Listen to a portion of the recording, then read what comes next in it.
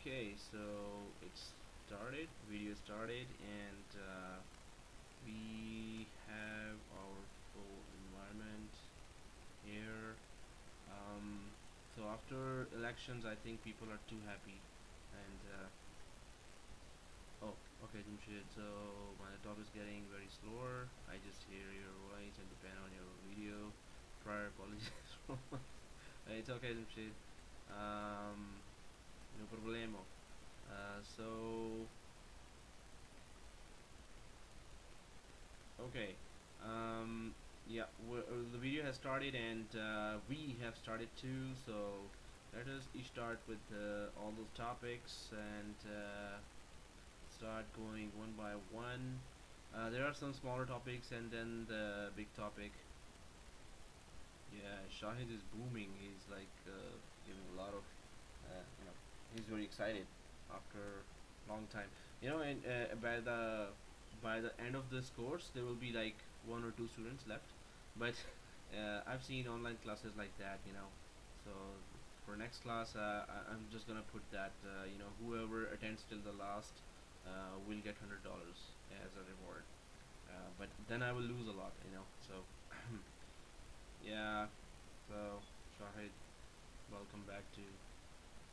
No, that was what I was thinking of offering. That's just thinking. It's just thinking for now, because already. Okay, so let's start with the topics, and we have. Yeah, you're right, Mama. So you attended all the classes, but it's still an idea. People don't want when we are home. We are just distracted so much. We just say, he's gonna send the video anyway. Yeah. So the topics included today are the V app, the storage, vMotion, and the resource pool and DRS. We're gonna try to cover as many as possible with the labs. So, but first, for that, I need to get the lab back to um, where we had our lab before. I had created the practice cluster, which we're gonna try to install today for the DRS, and then we're gonna go slowly to HA, high availability, and for vSAN and all the cluster related tasks. So okay, uh, what's going on here is that I have created a cluster, but we haven't talked about it at all. So I need to just get these guys to host out of the cluster and cluster remove. So before even installing the cluster, you're seeing how to remove hosts from a cluster. uh, so I'm just entering to this host to maintenance mode, and then I'm gonna move it out of the cluster, and the first host is going to the maintenance mode, then the second host is going to the. So when you want to move hosts into the cluster, you just have to right click the host and select move to. But when you need to move out the host from the cluster, then it's like you have to enter the host to maintenance mode, and then one by one you could just drag it out of the cluster then. So while these are going on, we're gonna go and start with the slides. There is that V app that we were okay. So I'm just gonna take that and drag that slide here while watching in the background what's going on. So V app, it's just like if you are working on 5 or 6 machines at the same time. There's a set of, so suppose it's a Citrix farm. Citrix needs like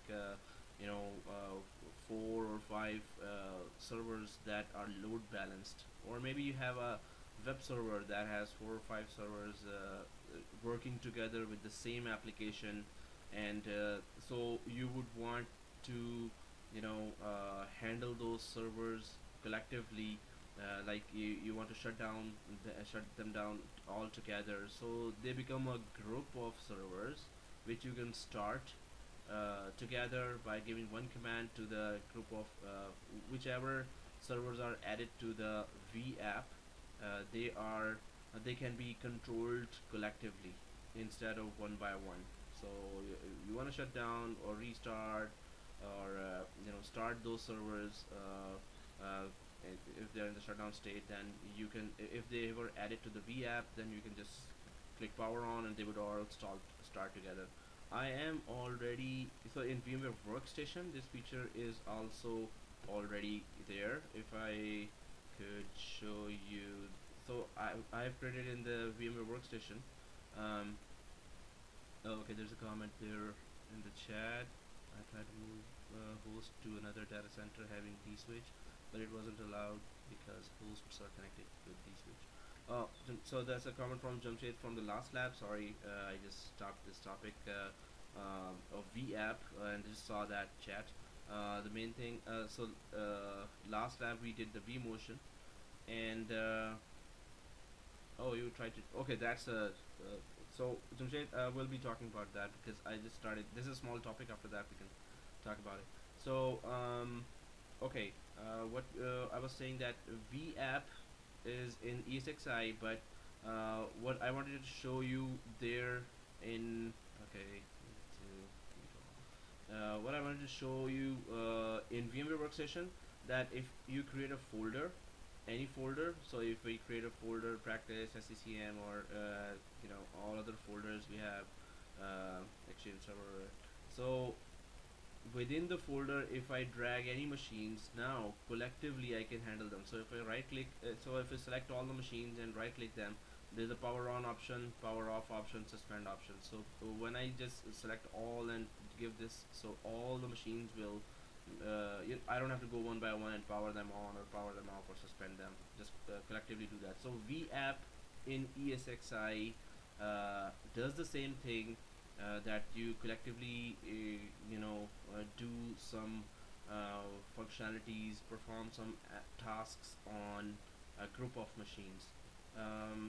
So we have to create the VApp for that. Okay, so back to where I was doing, I was removing a practice my host from a practice cluster.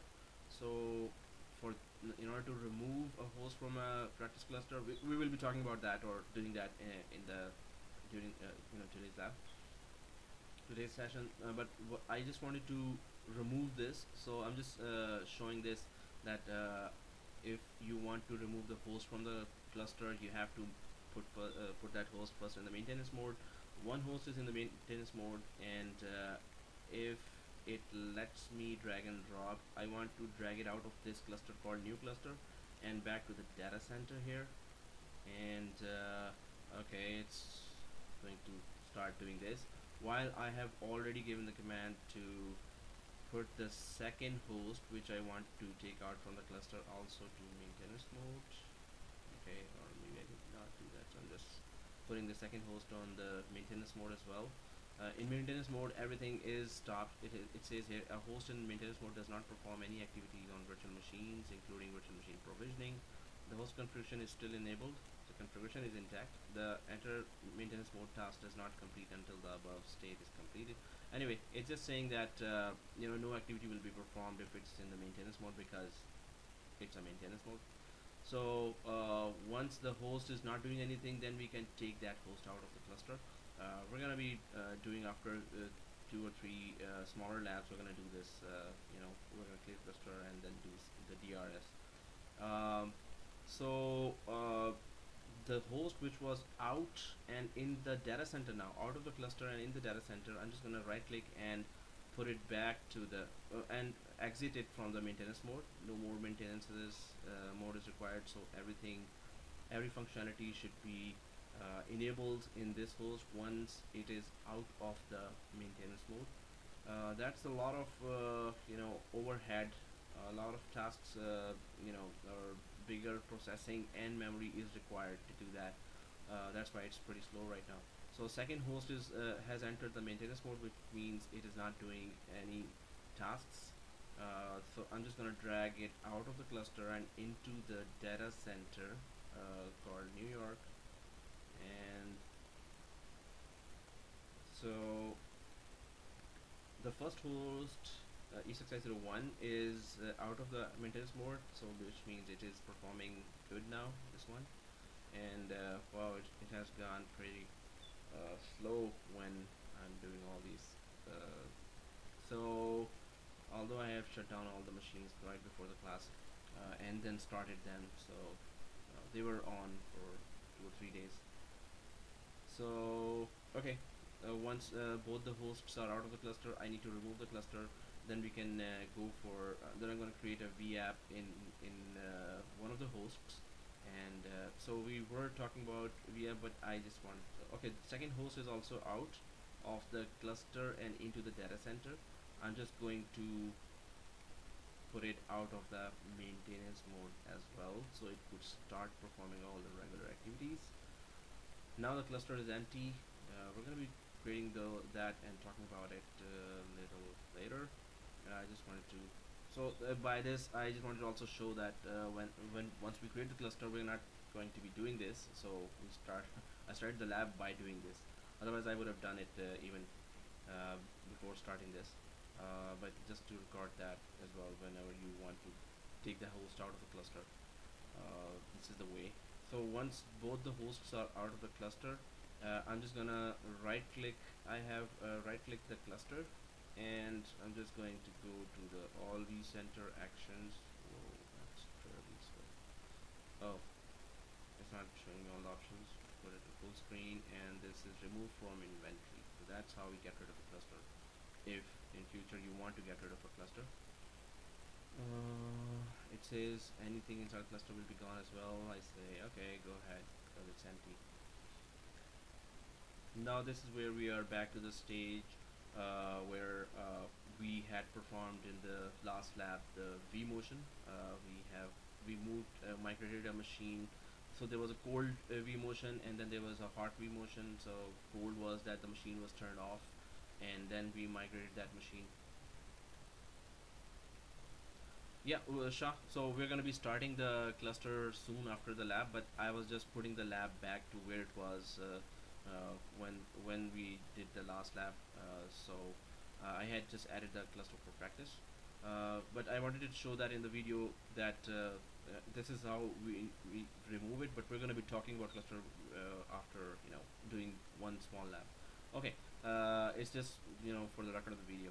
Okay, so cluster is gone and we're out, but that's what we were not doing. So I'm just back to the smaller topic called VApp while doing one small lab, which we will be discussing in detail later. So I'm just gonna drag that slide for the VApp just to show. So VApp allows, this is a functionality in ASXI. And whenever we right click any whenever we right click a data center or right click a host, VApp option always comes up. So that's why let's just cover this one quickly, so next time when we're right clicking we would know at least that okay, it's a VApp.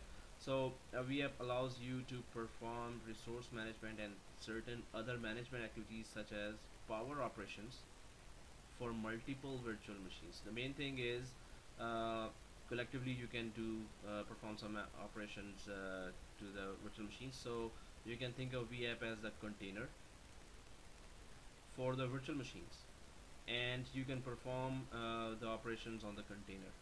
So okay, whatever. And I just give you an example of VMware Workstation folder, and when you put the machines inside, you can just collectively do some of the tasks there. So when you create a VApp, you can add it to a folder, standalone host, resource pool, cluster enabled for DRS, or another VApp. So this just means that that we can, if we have a combination of or a group of machines like Exchange servers. So you have 4 Exchange servers in the same organization, or if you have Citrix form where you have you know 4 or 5 of the servers in the subject form which are hosting application virtualization, and or if you have web servers which are load balancing and just running the same application, banking application or anything. So you can create a VApp for those 5 or 6 servers whenever you want to shut them down together, whenever you want to power them on together, whenever you want to add them to any of the other feature, all 5 or 4 of them together, you could just drag them there. So we're gonna be creating so I'm just creating that VApp now. For that so this is one more we can have a standalone host that is running so the prerequisites are this, and the fonts are a bit different, bad copy paste. A cluster, so the prerequisites, either there should be a cluster or there should be a host. On that level we can create a VApp. So I'm just gonna go to the host and quickly, it's a small topic but we just need to know what is it and what are the options there, and we can group machines together to perform some of the tasks. So I'm just trying to go back. Whoa, why is it slow? So okay, it's just showing me the networking. Oh, seriously, why is it slow? Okay, let me right click and task manager and see the performance. Oh, 98% of memory. So this vCenter is picking up 98% of the, and who's the culprit here? Java, Chrome, what? I'm just running. Anyway, okay, if I just close this Chrome, how is my memory now? Because I really need Chrome. So it's just going a little down. So anyway, I really, this is really slowing down. So let me just end task some of these processes. So let's check, and then I'll just turn on that again. Okay. Oh, okay. So the memory is really down now. Okay, let me just start that again. The web client. I hope it does not load those. It was looking fine before. Did I not click it? Okay. So it's gonna start again. I'm just gonna log in again.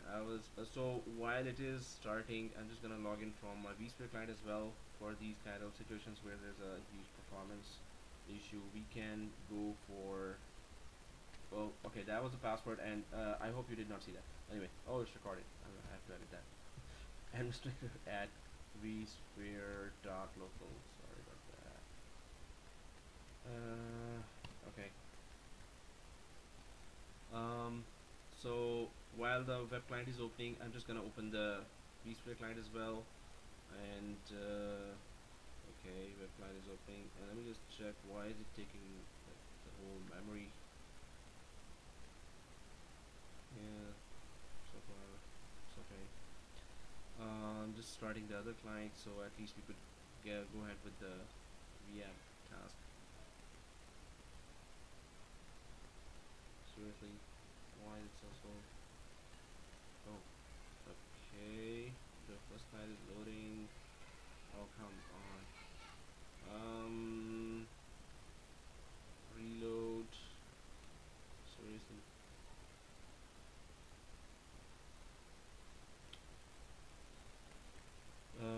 Let me check my machine as well. My laptop is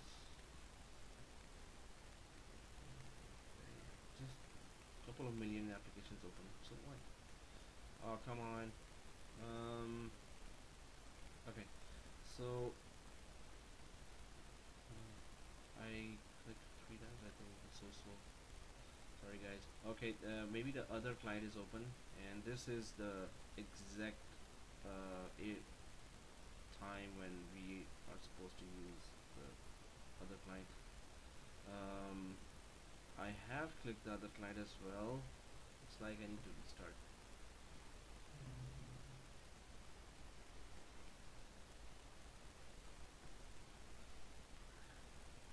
Oh, it's still connecting right now.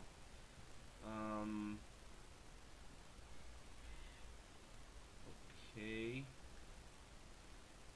Okay, guys.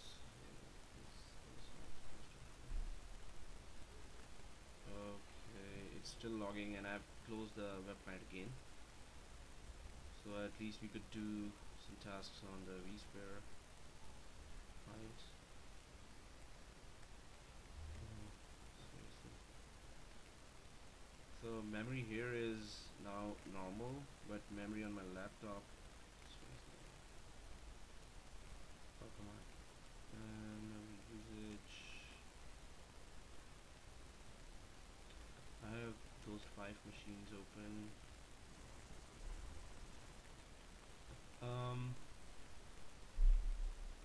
Okay. Any suggestions? Oh, come on, seriously. So I'm resuming the video. Okay, so I'm just going to click this and open. Guys, it's terribly slow. I think I have to restart this.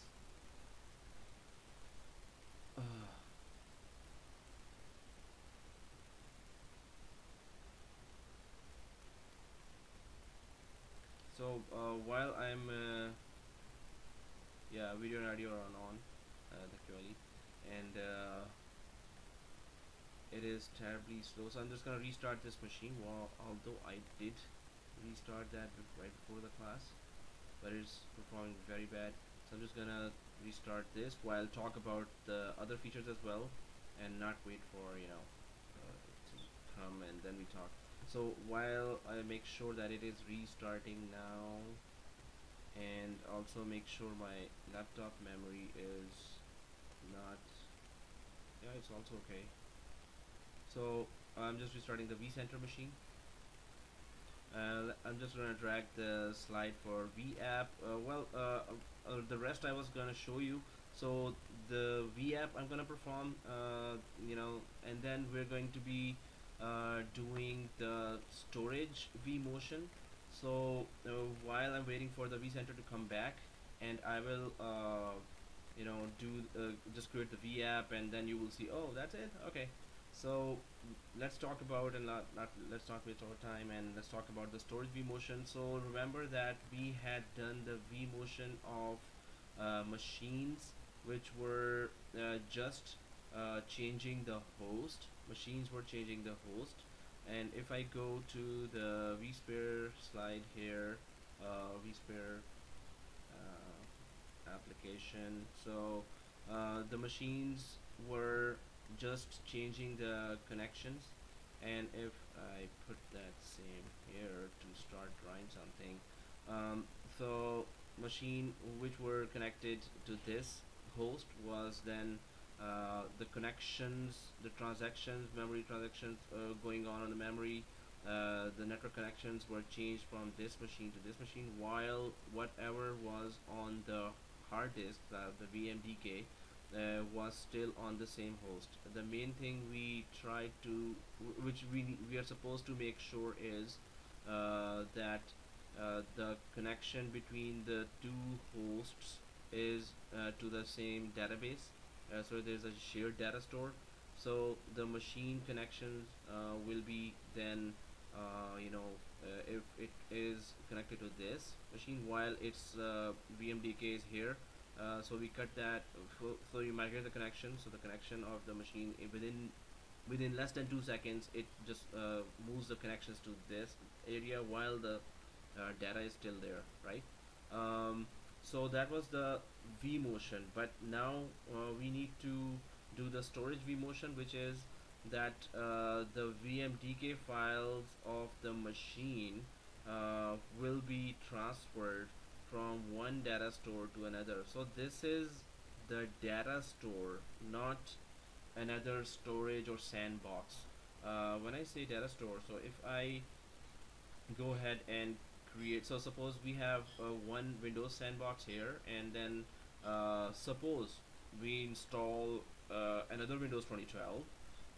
Either we install or we install our OpenFiler as a secondary SAN, or since the first one is working perfectly, the Windows sandbox, and we go for transferring the VMDK files from one data store to another. That is possible, that you actually change the machine, or the other thing is that you have one data store on the same sandbox, and then you have another data store on the same sandbox, and so that this data store is created. So first data store, this is the data store on so this is the red is the data store, and it is on LUN number 1. So LUNs are the hard disks on the sandbox, right? And the other data store is on LUN number 2. So maybe suppose there's a situation where you have this happens in the environments that the storage admins actually have one LUN with one data store for VMware, then they have another database for another team, another data for maybe BlackBerry, one database for some other application, banking application. So they have that one hard disk or LUN on SAN that is sharing many kind of databases or data stores. Suppose they are also Linux related. So this LUN is now performing very bad. So what you do is that you can transfer the VMD, and you have another data store on another LUN where it is just one hard disk for one data store being used, so the performance is very good there. So you want to migrate all the VMDK files of whichever machines you want from. So we migrate all the VMDK files of these machines from this data store to this data store, and so we can go one by one, because right now we're going to do manually. Then from DRS DRS will perform that. There's a storage DRS, and then there's a simple DRS, but we can just change this. We can the machines were VMDK files were here, and they will be changed from here to here. So that is going to give machine a real boost in the IOPS, input output per second, for the read and write, hard disk read and write.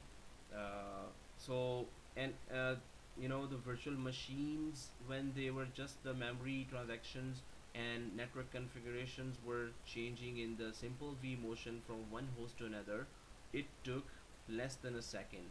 And then I asked that question last time, that which one is faster. So SVMotion or simple vMotion is faster. So I'm just putting that question so I could just see if you're near the keyboard, or yeah, of course you are all near the keyboard, but which one was faster. And you replied that anyone can answer this again. So I could start that thing. So I have put a question there on the chat. Can you go to the chat and try to quickly give the answer, which one is faster and why? So this in context of this diagram, where you're transferring the VMDK or the hard disk of the virtual machine from one data store to another within either the same sandbox or across the network. I hope you have a fiber channel, or on an iSCSI network across that to another sandbox. That would take even a longer time. But anyone can answer on the chat. SVMotion is faster or vMotion is faster? vMotion or SVMotion? That's the question. So can anyone answer this on the chat?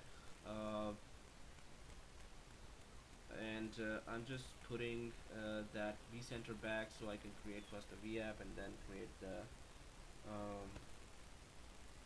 then I will create that storage vMotion lab, where I just have to change the store.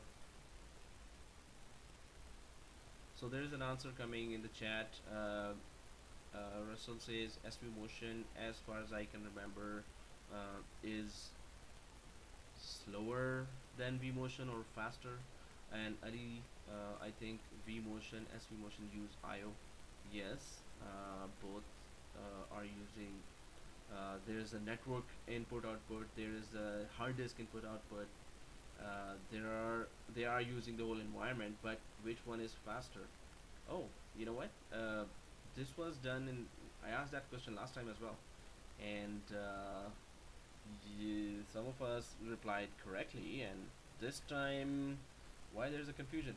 Uh, Vmotion is faster, or okay, it's trying to. Okay, Vmotion is faster. So there's a Vmotion faster. So Ali is saying Vmotion. There's a vote for Vmotion and Vmotion. So if I say, hey, Vmotion is faster than the storage Vmotion, so anyone would know the reason why? If I say yes, this Vmotion of virtual machine configuration, memory stuff is moving that's faster than storage Vmotion. So you would know the one reason why.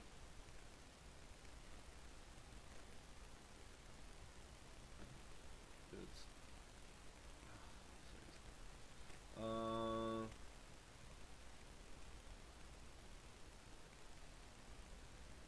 okay, Vmotion use over network, and so guys, the answer is in the chat. The V, or I would say Vmotion is slower because it has to transfer the VMDK file to another data store. It has a lot of data, that's why. Yeah, right. So when I start the Vmotion, storage Vmotion, so we're gonna go through the wizard, then we're gonna try to check what's what are the questions that are being asked there, and then we're gonna perform Vmotion. But I think I'm back and it's faster now, the vCenter. Okay, good. So okay, nice, smiley. Okay, admin is, so I'm just gonna log in again. I desperately want to perform some labs here. Administrator, although I restarted this vCenter right before the class. I don't know why it was terribly slow. Okay, so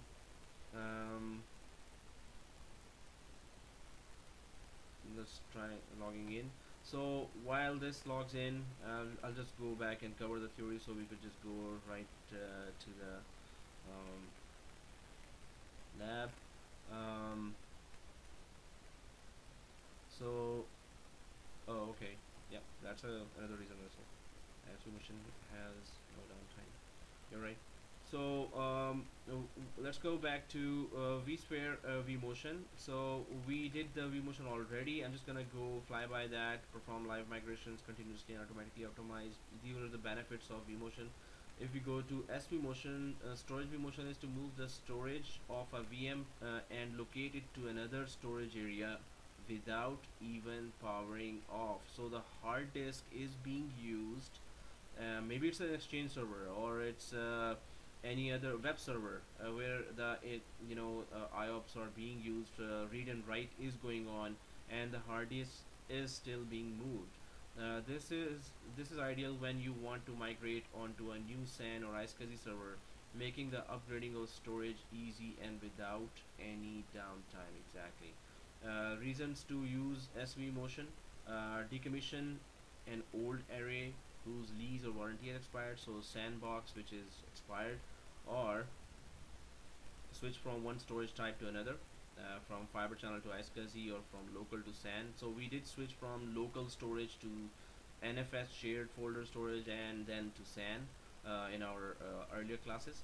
So move VMs or virtual disks out of a LUN that is running out of space. So maybe as I explained that scenario in this picture, that that hard disk or that SAN LUN is not performing at all because it's shared or it's just old, and after a few years the requirement of the machines have grown, users have grown in that virtual machine, and so it's requiring more input output from the hard disk, and it's not just providing that, the performance is bad, so you would just change it to a better LUN or non-shared unshared LUN. So that's what we are trying to do. We're going to be seeing that virtual machine has its VMDK files or hard disk on which data store, then we're gonna just try to move the storage, move this VMDK files to another data store. In our case, we have just one machine here, one sandbox here, and if we add another machine, that will be our sixth machine. It will affect our resource, on the overall performance. The main thing is that if you can migrate the, or if you can do the storage vMotion on one sandbox from one data store to another data store in the same sandbox, you can, this procedure is exactly the same for the migration of a different sandbox. The same wizard will start, and in that case, if we have two sandboxes, then we will have one data store here and the other data store in some other LAN here, right? So in our case, we are just have one sandbox, so we're gonna move from one data store to another data store, our virtual machine files. So going back to the slide, so moves VM, maybe it's running out of space, or ease feature upgrades from one version of VMFS to another. Maybe it's a VMFS 3, or it was on E6i 4, E6i 3.0, an old environment of VMware that you're migrating. So in that case also you would do storage vMotion or convert RDM, which is so we did talk about RDM before in the last lab as well. So this is also if you're moving from local disk or a virtual machine given direct access to a physical disk to another data store. So these are the scenarios and requirements. We should have spare memory and CPU cycles because it's heavy task, and in our case we don't have virtual machines with a lot of data, but we should have those memory and CPU cycles, which means what? That we should have enough memory for the sandbox to transfer the hard disk from one data store to another, and CPU cycles. Also free space for snapshots. If you have created a snapshot, sometimes you have taken a snapshot of a virtual machine 5 or 6 times. So if I go to my VMware workstation as an example, and if I go to right click here and go to a snapshot, okay, see this, I already have 3 snapshots, and each snapshot is so if I see the actual size of the this VCP server 2, it will be huge. It will be like 60 or 80 GB right now, although I haven't installed much here. Well, there's the whole vCenter installed there, but snapshots only increase the size, so which means that the more time it will take to transfer the VMDK and the snapshot files from one location to one data store to another. If I go inside the vCenter and go to hosts and clusters here, and if I wanted to see, so we do know that we have one data store we created on NFS share on the Windows machine. So if I go back to the diagram here, if we have this Windows machine, we have created two types of So let me just name it first as the Windows sandbox, and we created one NFS share on which we created a data store. Data store was created there, and then we created we converted it to a target server. Then we created two hard disks, one big hard disk we created, and then that hard disk was shared between both the hosts. So then iSCSI target was created. iSCSI disk is there now. So what we can do is, since we have two areas, one is the iSCSI disk and one is an NFS share, both have one data store created right now. Data store. So we have two data stores. What I wanted to do was actually I wanted to create a second. I wanted to create a NFS share data. First, I want to create an NFS share on my domain controller.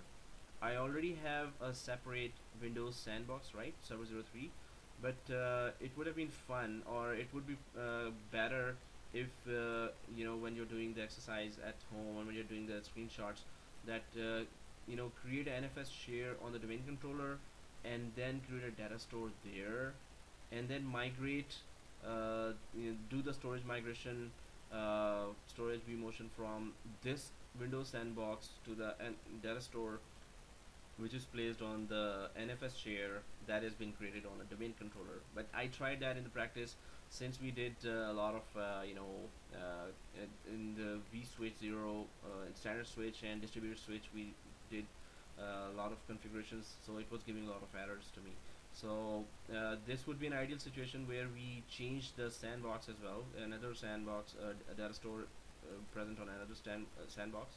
But today we're gonna just transfer virtual machine or storage vMotion from iSCSI disk, a virtual machine whose, let me just create that too, a virtual machine whose VMDK is present on the data store created on the iSCSI disk. We're gonna move that to the data store which has been created on the NFS share on the same sandbox. So the VMDK file of that virtual machine, while turned on, so first we're gonna do the cold storage migration. We're gonna we're gonna keep it off, and then we're going to try to change the data store from this to this. Then we're gonna turn it on and then try to change the data store from this back to this, right? So since we have two types of data stores on the sandbox, so we can just make those changes and see the wizard of the storage vMotion. I did start this session with VApp, so since we are now talking about this and we have a pretty clear idea what it is and what is our plan to do, so we're gonna just do first the storage vMotion, then we're gonna go back to the VApp resource pool, and then finally the DRS if time allowed. Otherwise we're gonna continue DRS on the next Monday as well.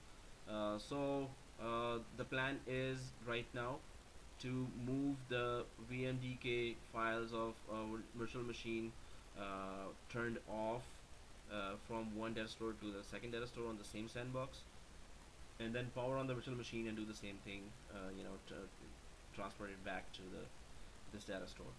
That's storage vMotion. If the wizard would be same if the sandbox was different. Okay. So I'm just gonna minimize that and go to my host and expand the virtual machines. It seems to be performing okay now. So for this, dswitch is already showing. I tried to make some changes, try to then finally remove it, but it started giving so many errors, so I had to give up. And later, but if you just create vSwitch 0 separately, and if you create separate VM kernel adapters for your vMotion traffic, as well as for other FT, we're going to be doing fault tolerance, and we're going to be doing some other as well. So we're gonna, if you just create separate VM kernel adapters and separate vSwitch 0, it's not gonna then dswitch present there will not hurt us or any of our labs. It's just not. Uh, I would just I was looking for that step-by-step document that would properly remove the dswitch, but before doing that, I just started myself. So since it's a lab, we could try it anyway. Then I started seeing the documents, and still I had already messed up with this switch. Anyway, so right now I'm just gonna quickly check my vMotion if it is working. So for that, if vMotion was doing from one host to another, it is a quick one. So I'm just gonna right click the VM09 and click migrate. I want to migrate from ESXi 1 to ESXi 2. We already did the move the second other host to the same data center. So this is the change host, which was the normal vMotion. If I click next, there was nothing much there. Just select the second one. Why I'm doing the vMotion again? Because I want to check the vMotion network. As vMotion totally depends on that. Maybe if we had done something, some changes, some services are started, some are stopped, and the vMotion now is not working, and before it was working, so that would really be a disaster. Even now it's validating for too long. I hope there's no error. I was okay. Good. That's good. Thank God. So ESXi01 machine, I'm just transferring to ESXi02 as a vMotion. I clicked it. Oh, okay. It's gonna validate each host separately. It's gonna validate, right? Okay. Just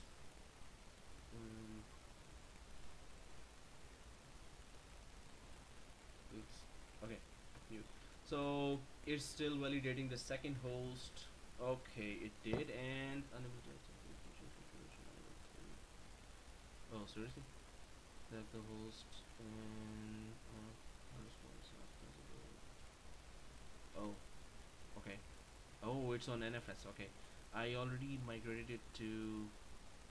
Okay, let me just guys canceling it out. Let me show you what I'm trying to see here. VM09. I want to see which data store it is right now on. So I will go to the hard disk, and it is on NFS data store. Okay, and my third machine has the NFS share available. So okay, my sandbox is up, server 03. So I'm just gonna go back. Yeah, it is okay, and I just want to migrate from NFS01 to the okay. Yeah, it's on NFS01. I would want to migrate. So let me explain now what I have been doing. What I did was, suppose this is VM09, because let me change the plan now. VM09. Let me explain that. This is VM09 machine that I was just looking at. This machine, I did the storage vMotion already from the iSCSI disk where it was supposed to be to the NFS share. So right now it's residing here, right? So that's what I did for storage vMotion. Now I'm trying to do a normal vMotion. So it's saying certain things that it's trying to give some errors there. So instead of doing the normal vMotion, I would just go directly for storage vMotion back. So I'm just going to transfer this VM09, which is residing here right now. In your case, it is residing here. I see iSCSI disk, because if you have been following all the labs, so it is residing here. But I transferred it already, so I'm just going to transfer back through storage vMotion back to this iSCSI disk. So right now it's here. I'm going to transfer it here now. I was going to try to do vMotion, but it's giving some kind of error, so I'm just gonna go directly for change of data store, which is storage vMotion. So let's see how storage vMotion is working on the cold migration, which is that the machine is turned off. Right click that and migrate. So the second and third option is actually for the storage.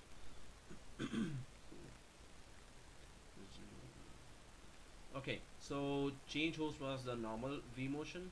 So change data store, move the virtual machine storage to another data store, and then change both host and data store. So you're doing both vMotion and storage vMotion. That would be the third thing.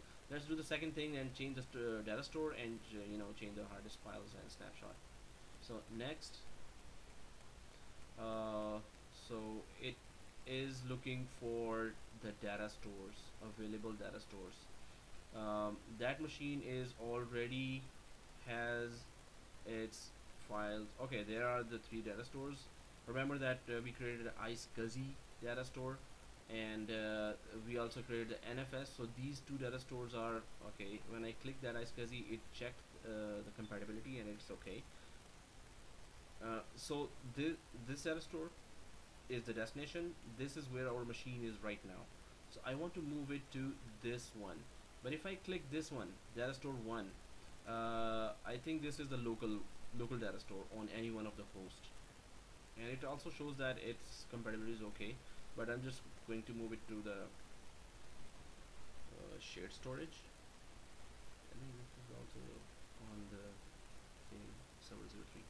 So this is my target, the shared storage iSCSI one, and this is the NFS one. So the VMDK file is here and it's going to go here. So select that and click next. Okay, that's the destination, same format as source. Yeah, don't change the format. Click finish. And it's relocate of, let me just go for the other one as well. vSphere client, just check if it is. Okay, I'll just quick, while it is going on, I'm just gonna try to quickly log in.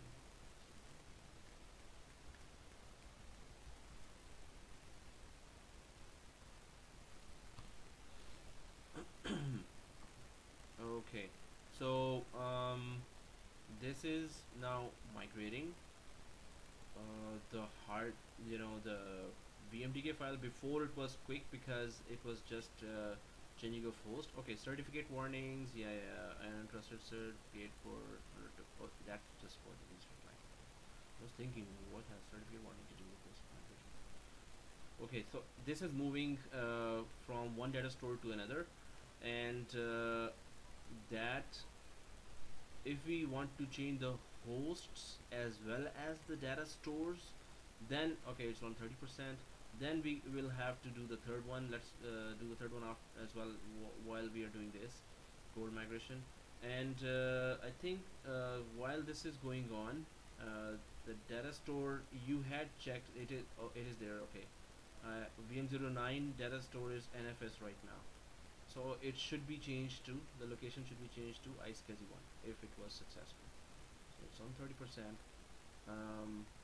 But then after it is done, then I'm just gonna also do the third where we change the host as well as, okay, that's the vSphere client. Let me just minimize that.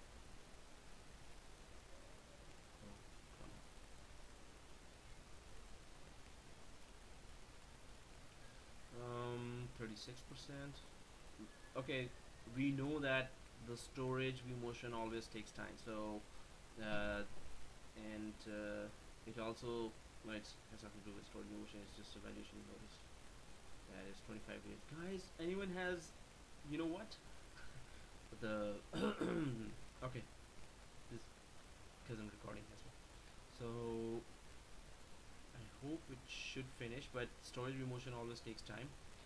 If I start another task while it is going on, is it going to really overwhelm the processor?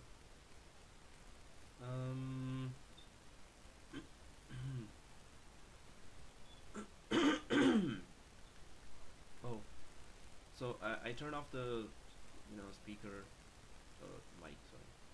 So because it's on 37%, but it's understood that when we performed the vMotion, it was quick. This is the, although VM09 has nothing, there's no operating system there, and the data store is on the same sandbox here, so but it's still taking that much time. While it is taking time, let's check the VM10. I'm just gonna go to VM10 and try to see which data store it is located on, and while the status of the VM09 is still showing there, so it is on iSCSI. Okay, so VM10 is on iSCSI, and can I power it on? You know, storage vMotion does take a lot of time. So if I go power on, oh, it's already kind of dead. So let me just check the summary if it is powering on while the status has moved of VM09 to 40%. So it is incredibly slow, and given our network and memory and processing. So now the VM10 is also powering on while VM9 is on 40% of storage migration. So this reminds us that we should have very high-end machines, or maybe I should just close all the gazillion applications and go for. Okay, so okay, the machine is about to power on, and then I'm going to start that wizard or try to see that if that wizard is that even good to do that. Okay, initialize powering on here, VM10. Oh, seriously.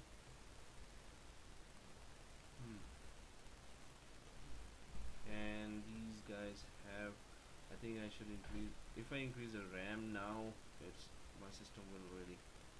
Okay, the laptop memory is still on 23 GB. Total memory is 24 actually. And okay, whatever power you give to your machine.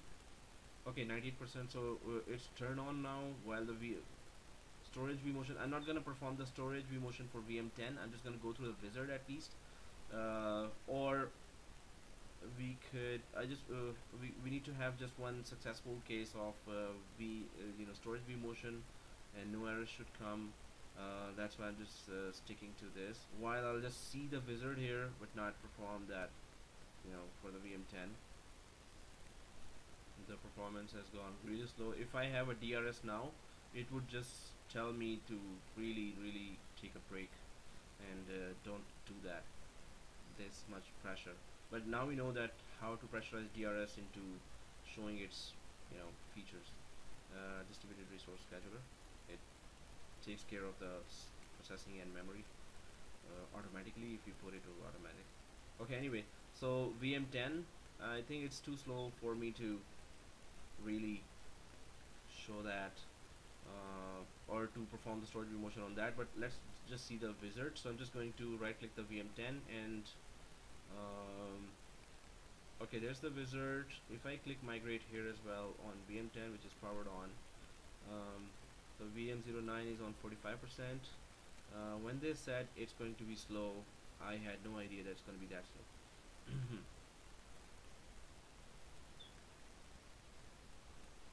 So the wizard of VM10 will just pop up. Let me just close that vSphere client as well.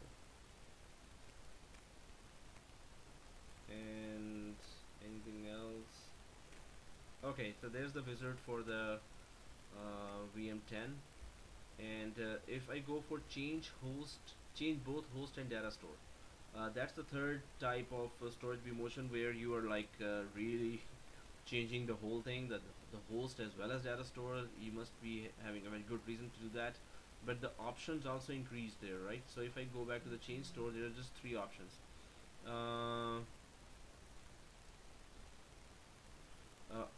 So if I change this, so it's going to ask definitely, hey, which host do you want to go?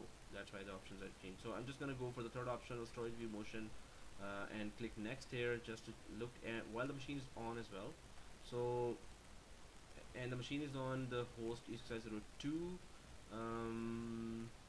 and I'm just gonna select the destination, which is ESXi 01. Okay, so the machine, the should configuration should be migrated quickly, but when it comes to data store, then it's going to be a problem. Okay, so again the options are there. Oh, you want to change the host, so I change the host. Oh, you want to change the data store as well. Yeah, it is right now on iSCSI, and I want to change it back or move it to NFS. While there is a migration going on between these two data stores, that's why I should not be starting this, or I'm expecting an error. And the virtual disk format is also thin provision here. Storage policy, we haven't created one, so there's not showing, but in the later classes we're going to be starting the storage policy as well, or configuring the storage policy as well. Advanced. Oh, that was the advanced option, so this is the basic one. Let me just put it back to advanced again.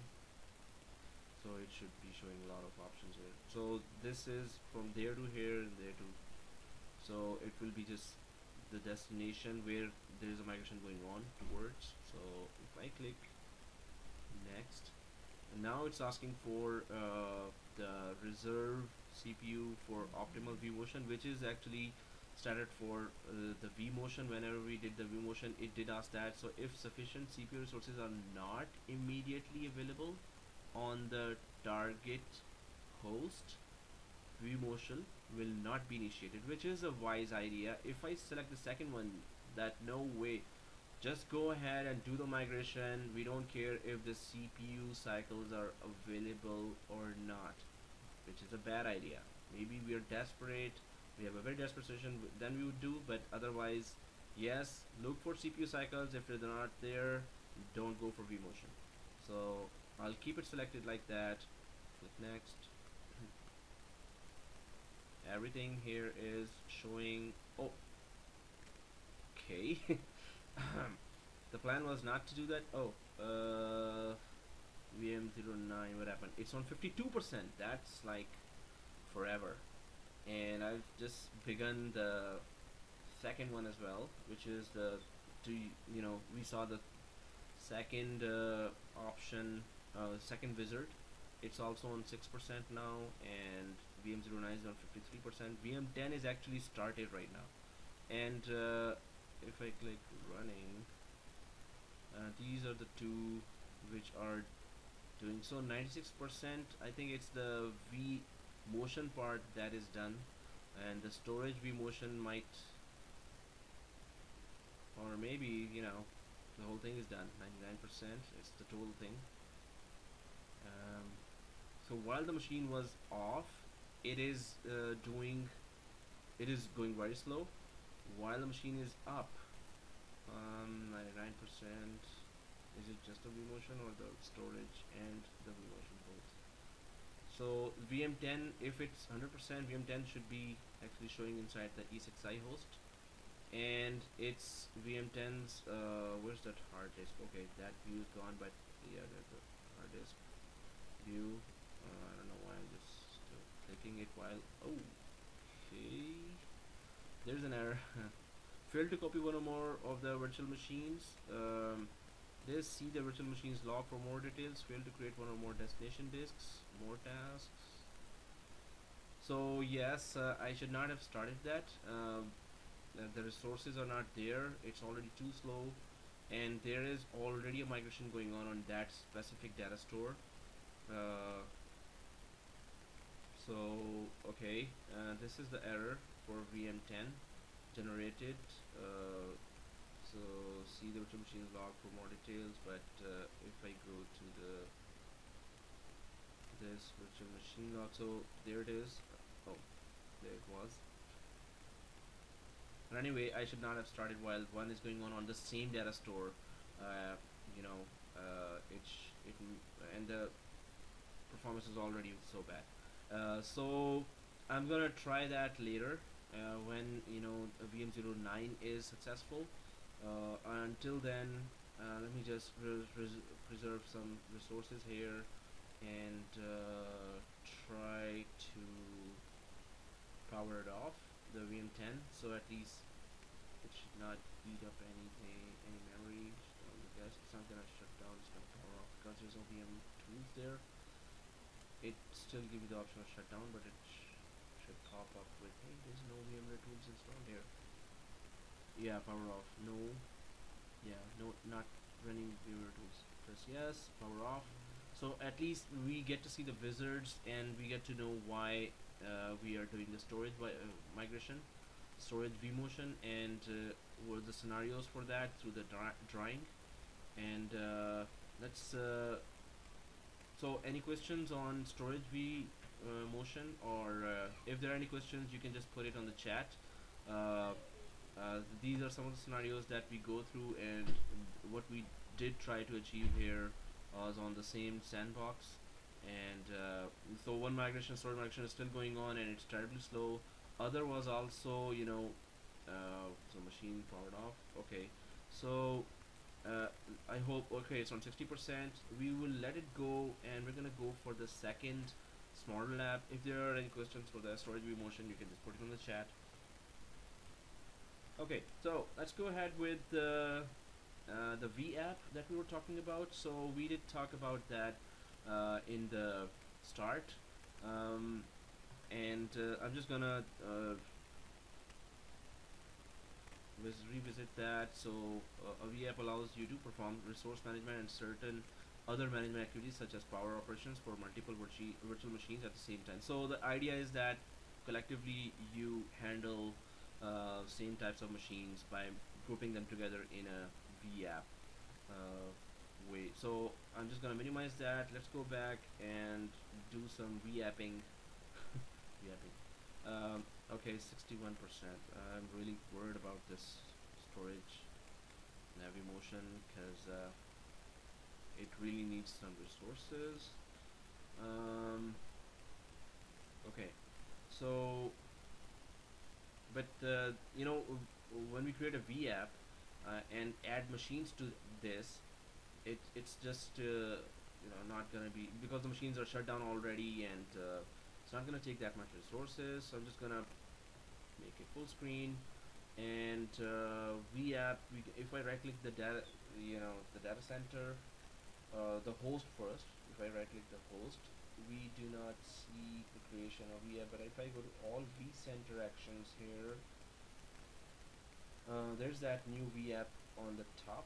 So on the data center or the host level we can do that, but can we do that on the data center level as well? If I go there and right click, just wanted to show. No, it's not showing there, but you know, on the overall vCenter options. So on data center level, new V app cannot be created. It can be created on the host level, right? So local machines have to be grouped together. So I'm just gonna right click there and new V app. Then we're gonna go for resource pool as well. So create a new V app. This option guides you through creating a new V app. You will be able to customize CPU and memory resources. So let's just go next, and then we can group together some machines inside and check what options are there. Yes, it's still that New York data center. Nothing else in the storage virtual machine. So I'm just going to, and the V app name, I could just put it there's Citrix V app dash V app. So maybe there are 4 Citrix forms on which there are virtual applications.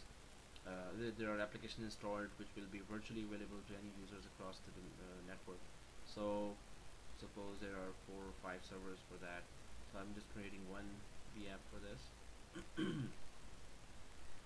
Now the resource allocation, which is the next topic for us, and it just says that do you want to, you know, on the V app level, you want to reserve, limit, or put shares For the CPU resources, how much processor each virtual machine will be using and how much memory each virtual machine will be using. So reservation means just that what is the minimum memory the machine must have at least for its working, for its basic functioning of the machine. So what is the reservation? CPU reservation. We're under the CPU right now. So how much minimum it should have to basically function, and then the limit. What is the maximum CPU you want to give?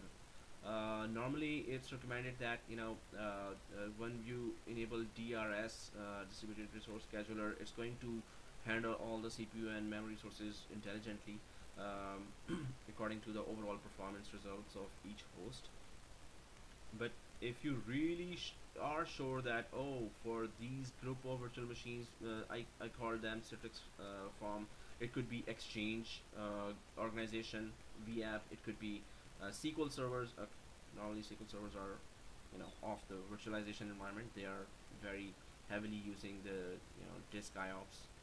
So you really want to limit, okay, if this machine is really under pressure, is having a lot of processing going on, then it should not go over certain megahertz. Or if the CPU is available, the host CPU is still available, other virtual machines in the same host are not under pressure, they are performing well. So the CPU resources could be intelligently provided to this group of machines, because we are doing it on the VApp level. Maybe we add 4 machines or 3 machines, and those will be given. For now it's giving unlimited, so this is the max. Limit means the most memory under pressure, and reservation is minimum. At least this much should be given if you want to really put something there. Otherwise this is also handled by the host. So 0 doesn't mean that okay, don't give anything. You can go down to this level, but you can just give provide there if you have very good reason that at least for the function of the machine it should retain to this level of megahertz for its basic functionality. So this is minimum CPU resources, and this is a maximum if you want to put. Same for memory reservation. Minimum memory, at least that should be reserved. Maybe the host has really run out of memory.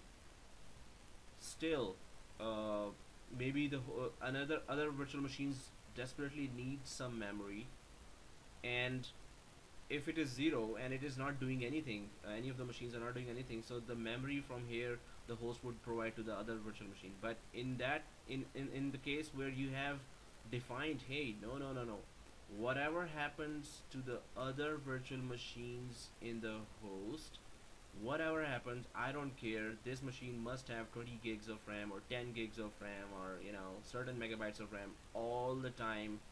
And we don't care if other virtual machines are screaming at us, they please give us now, I will shut down if you don't give me now. So don't reserve. Recommendation is that when you enable DRS, don't go for reservations and limits unless you have a very good reason for that. And the shares is like there are 3 types here. Actually I'm doing the resource resource pool right there and there. So there is a definition for share, but the overall thing is that it's the percentage of overall memory available in the host. So but we're gonna go for the definition as well for the shares, and then we're gonna check again all these options. But the reservation is just minimum, don't go less than this, and limit is that max, don't go over that. So it is just that. Right now for this VApp configuration, whatever machines we're going to be adding to this group or the VApp, if we do provide some statistics here, that's going to be this place where we're going to provide that. Right now I'm not providing that. I'm just going to keep it to the defaults because they're good enough, and later we're going to be introducing DRS, so that's going to intelligently handle these resources as well.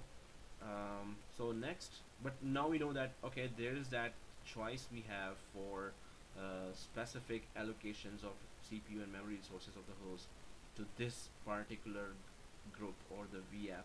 So if I've created this and clicking finish. So there is that, okay, VM09 is on 77%, yay. And the VApp is being created right now somewhere here and about to be showing. There it is. So Citrix VApp, nothing inside right now when I expand it, but there is, instead of going to the for the wizard, I'll clone from the. So I'm just going to try to drag a machine if it works. Okay, there's a green plus, which means yes, I can do that. So I'm just gonna drag one machine there, and then I'm gonna grab another machine and try to drag this. Boy, I should have like 32 GB full memory on this. In VMware, I was told that no matter what hardware you have, you're gonna see this performance issue. So the last option failed for the entity with the following error message: concurrent VApp operation in progress on target. Yeah. Okay. So I should not be impatient. So concurrent VApp operation is not a good idea at this performance level. So Citrix, I'm just gonna go for summary of this. Did I get one machine in or not? So I'm just gonna put that there, and okay. So no, well, one machine got in, right? So if I go to manage,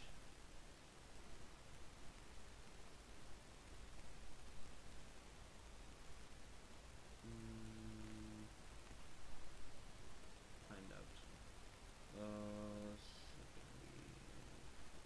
Objects, virtual machines. Okay, if it's there or not. At least one machine got in, right? Oh, VM09 is on 82%. Man, storage promotion. On a lab environment, that's gonna be like, whoa. Oh, come on. Yeah, one machine is in. So, yeah, just one machine is in, that is good. We can turn it on. I'm just going to drag one more here. It is also a shutdown machine, and imagine it's a shutdown when imagine if we had installed the operating systems inside of these machines and then try to turn them on. Imagine the resources it's gonna take then. So go. Second machine. Okay, both machines are in. So the features of VApp are showing here. Okay. I mean, and there are not many. So there's one, create a new virtual machine. We can create in this group a new virtual machine directly inside the VApp. Deploy OVF template if we have. So through OVF we created that vCenter appliance. We downloaded right, the .ovf. So any appliances we can add to this, and we can power on the selected virtual machines, and then there is migrate the VM to another compute resource or data center. So first of all, are we able to select both? Yes, we can select both, and we can power them on. If I do that while this VM09 is still doing storage migration, that would be like but there's then first point is, okay, we can also restart the guest operating system together. Suppose there are 5 or 6 or 10 virtual machines right now together, servers together, and they are like as I put the Citrix Citrix form, or maybe it's a collection of web servers load balanced. you would want to start them or restart them all at once, uh, or this is interesting, that migrate the VM to another compute resource. So if I click this migrate thing, so till now I was doing that one by one, right?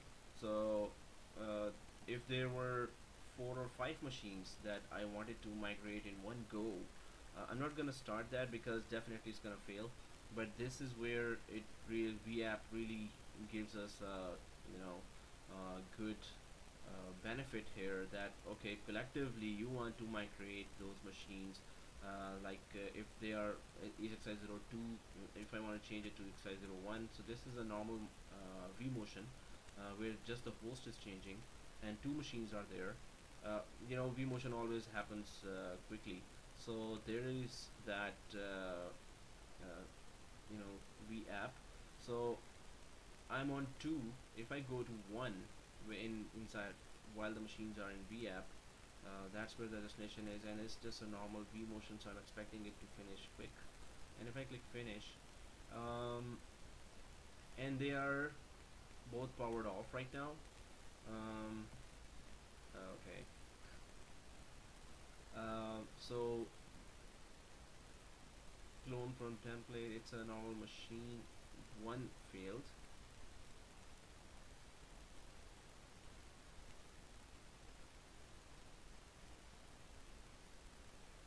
And clone from London, so this already showed me failure, while the other one is trying to move.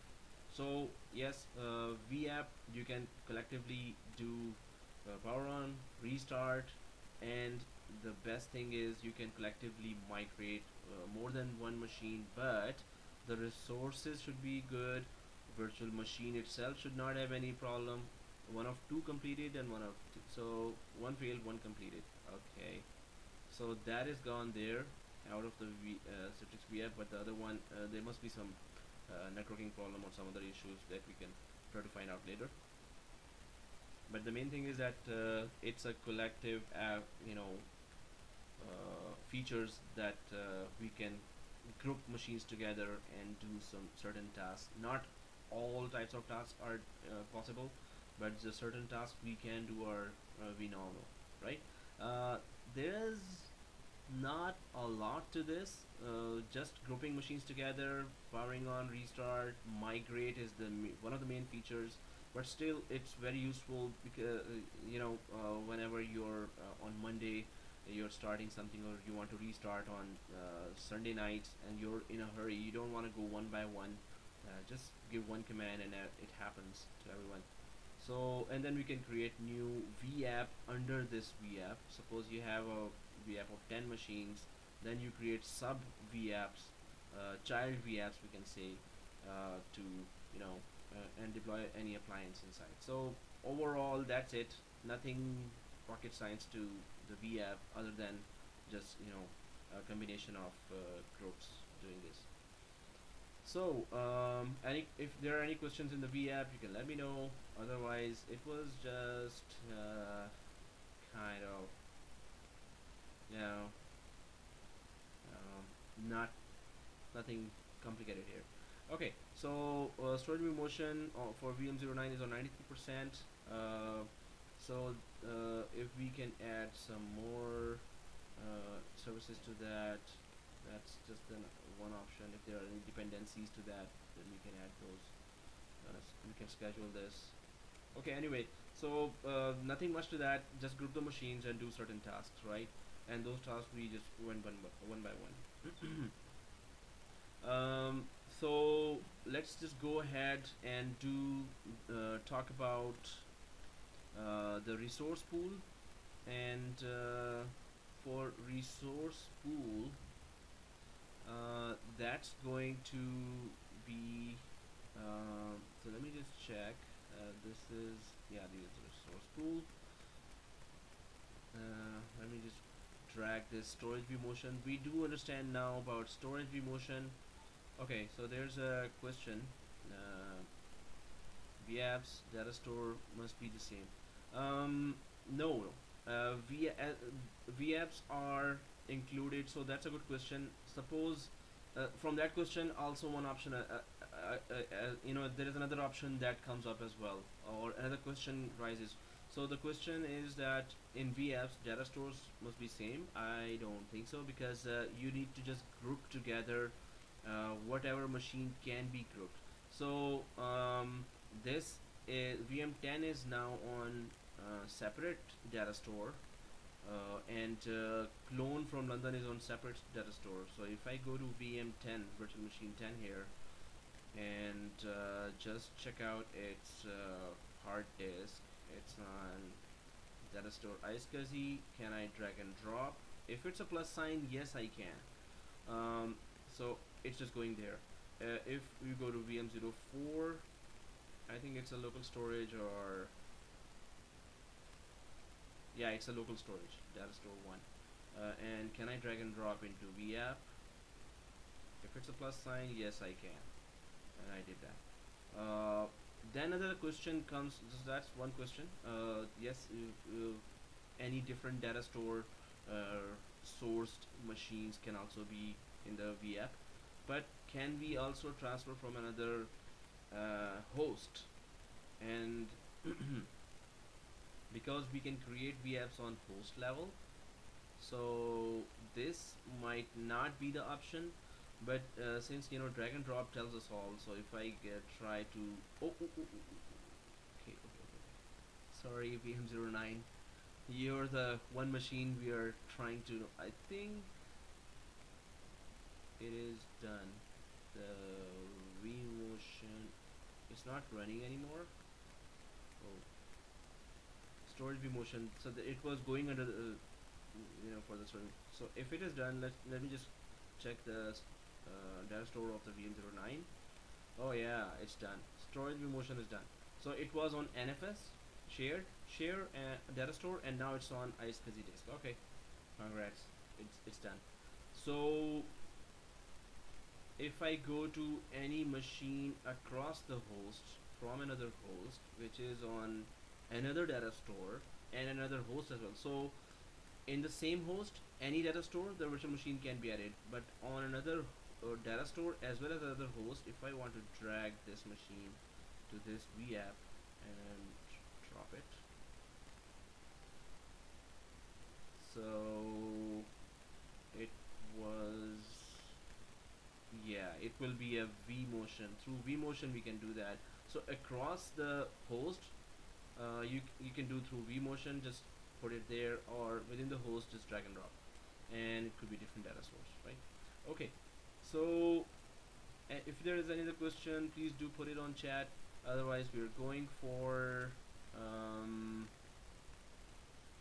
so I'm just gonna close the storage vMotion, and I'm gonna go for resource pools, which I was talking about a little earlier, and I'm just gonna drag that now here. So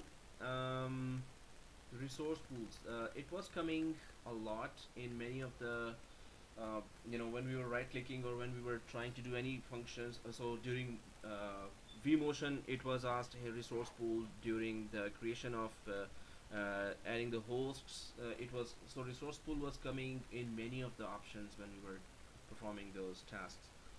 So what is resource pool? Resource pools allow you to delegate control over resources of a host or a cluster. So resource pools can delegate control over resources of either a host level CPU memory resources.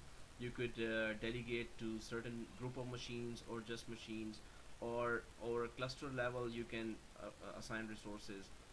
But the benefits are evident when you use resource pools to compartmentalize, wow, what a word, compartmentalize all resources in a cluster. So compartmentalize, so you are dividing, suppose there are 10 machines and you're providing resource pools, which means that the memory and CPU of your host, you could assign more memory and CPU to certain machines in the host. Like out of 10, 3 machines are like top notch, and they have their exchange machines, suppose exchange servers, and there in the database of exchange server there is mailboxes of our CEO and department heads. You would want those machines never to underperform. You would want to uh, create the resource pool and assign it to those three machines where you are giving them more memory, more CPU, more shares. So share just means that what percentage of the overall resources of the host, what percentage should be dedicatedly assigned to these three machines. But let's go ahead, create multiple resource pools as direct children of the host or cluster and configure them. So there are child resource pools, and then there is parent resource pool. You can then delegate control over the resource pools to other individuals or organizations. Let's go further. These are just some of the very small diagrams. Let's make it now bigger, but still okay. This copy paste was not a good idea. Anyway, so the showing here is that this is a host and this is a resource pool created. We just created a VApp, right? So just like VApp, we will be creating a resource pool as well. And when we drag and drop machines inside that resource pool, if we have configured some specific CPU settings and specific memory settings in that resource pool, whichever virtual machine you drag and drop inside this resource pool will get that specific settings of CPU and memory, right? So the whole idea is this, but let's go ahead a little and check more about it. So managing resource pool is a logical abstraction for flexible management of resources. So over the software layer, it's flexible management of resources. Resource pools can be grouped into hierarchies and used to hierarchically partition available CPU and memory. So main thing still is that you're making sure that some machines will get a specific portion of CPU and memory resources no matter what happens to the host, no matter what happens to the other machines on the same host. If you are messing or changing the resource pool options and adding some machines, this means those machines must be high profile. Each standalone host and each DRS cluster has an invisible root resource pool. So standalone host having a root. So if I go out of this and go ahead and check, so they have invisible resource pool. If I go back to the standalone host here and go to the summary, this is the integrated, or as they say, the invisible resource pool that the standalone host or on the cluster level. When we create a cluster a little later, we're gonna see the same specifics of CPU, memory, and storage showing here. So this is what they are referring to the standalone. So let me just drag the slide here. It's giving the CPU how much it is being used, memory and storage, which is what it was talking about. So if okay, done. Yeah. Okay, let me just drag the one that we were talking about. Each standalone host and each DRS cluster has an invisible root resource pool that groups the resources of that host or cluster. That is called the root resource pool. And the root resource pool does not appear because the resources of the host or cluster and the root resource pool are always the same. So you don't have to separately show the resource pool for the cluster or the host. They are just the giving the basic information about the available resources of the host, both host or the cluster we're about to create. Okay, what else? So yes, there's a root resource pool that is invisible, but what's so special about resource pools? Though we get an idea that it's, you know, delegation of or specifying some or reserving some CPU and memory resources for certain machines, right? Users can create child resource pools of the root resource pool or any of any user created. So there will be resource pool that we will create now. Then we can create child resource pools as well. Each child resource pool owns some of the parents resource and resources and can in turn have a hierarchy of child resource pools. So maybe we have assigned you know, CPU resources, certain CPU resources to the parent resource pool, and so there is that parent resource pool that has the CPU.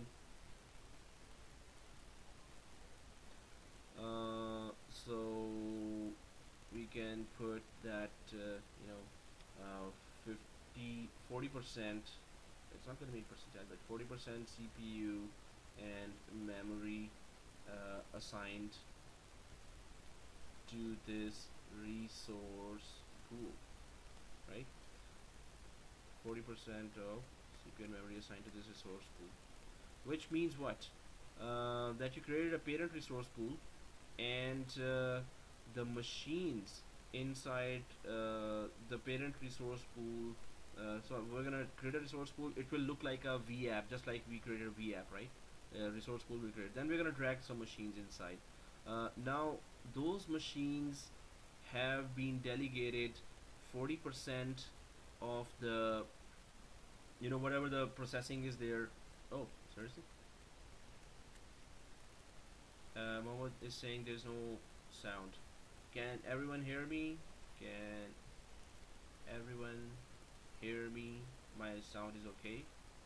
Oh, Russell and Ali are saying okay. Mohammed Russell Ali, I think you check your. Okay, everyone can hear me. So it's from your side. Oh, oh, he cannot listen. Muhammad, please. Ali saying they need break. Please check your speakers. Sound is good for all. Okay, guys. So maybe there's a request for break. Although Shaw always calls for a break at exact 9 o'clock. Let's have a break. 8:45. So 8:55. Or, you know, by 9 we're gonna start resource pool as well as DRS. So if you want a break now, let's have a break. So is it a break? Oh, okay. Well, there's thanks from Ali. So Ali wants break. Anyone else wants a break? Break. Oh, let's not waste time. Okay, it's a break. So 10-minute break, guys. After exact 10 minutes, I'm just gonna start that, you know, because we have some bit to cover.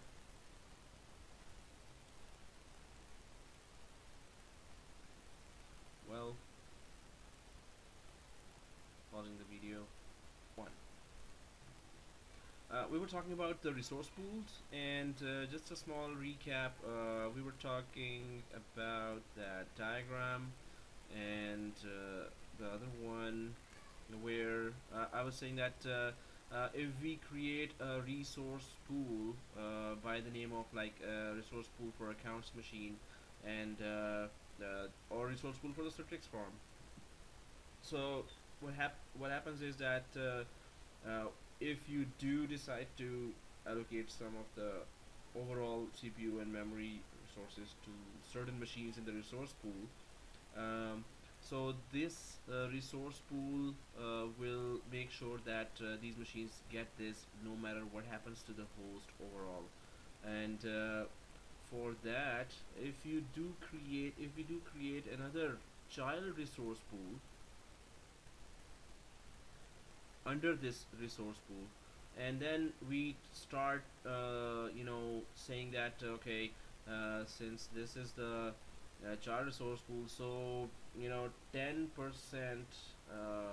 of the resources of the parent, 10% of the parent resource pool should be given to this VM or these VMs which are inside the child VM. So if I go for the child resource pool here and provide this child resource pool, if I just drag one of the machine or just add one other machine inside this, so since it's the it's a child resource pool of the parent resource pool, so if I put here as the parent resource pool, and then I put here the child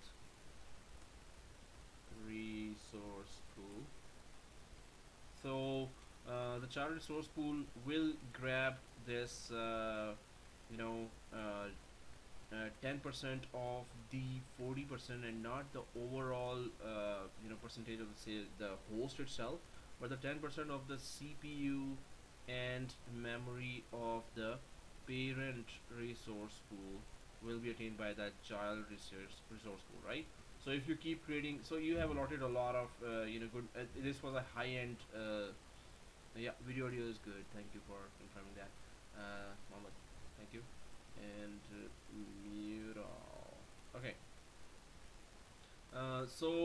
What we were saying that yes, if you create a child resource pool, that's going to consume the CPU and memory resources that were already allocated to the parent resource pool, right?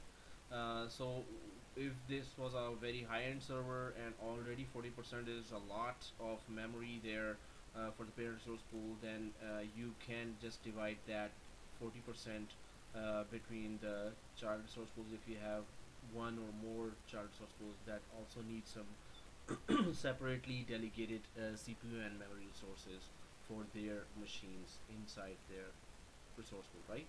So let's go and see what is resource pool. We have seen it already in the storage vmotion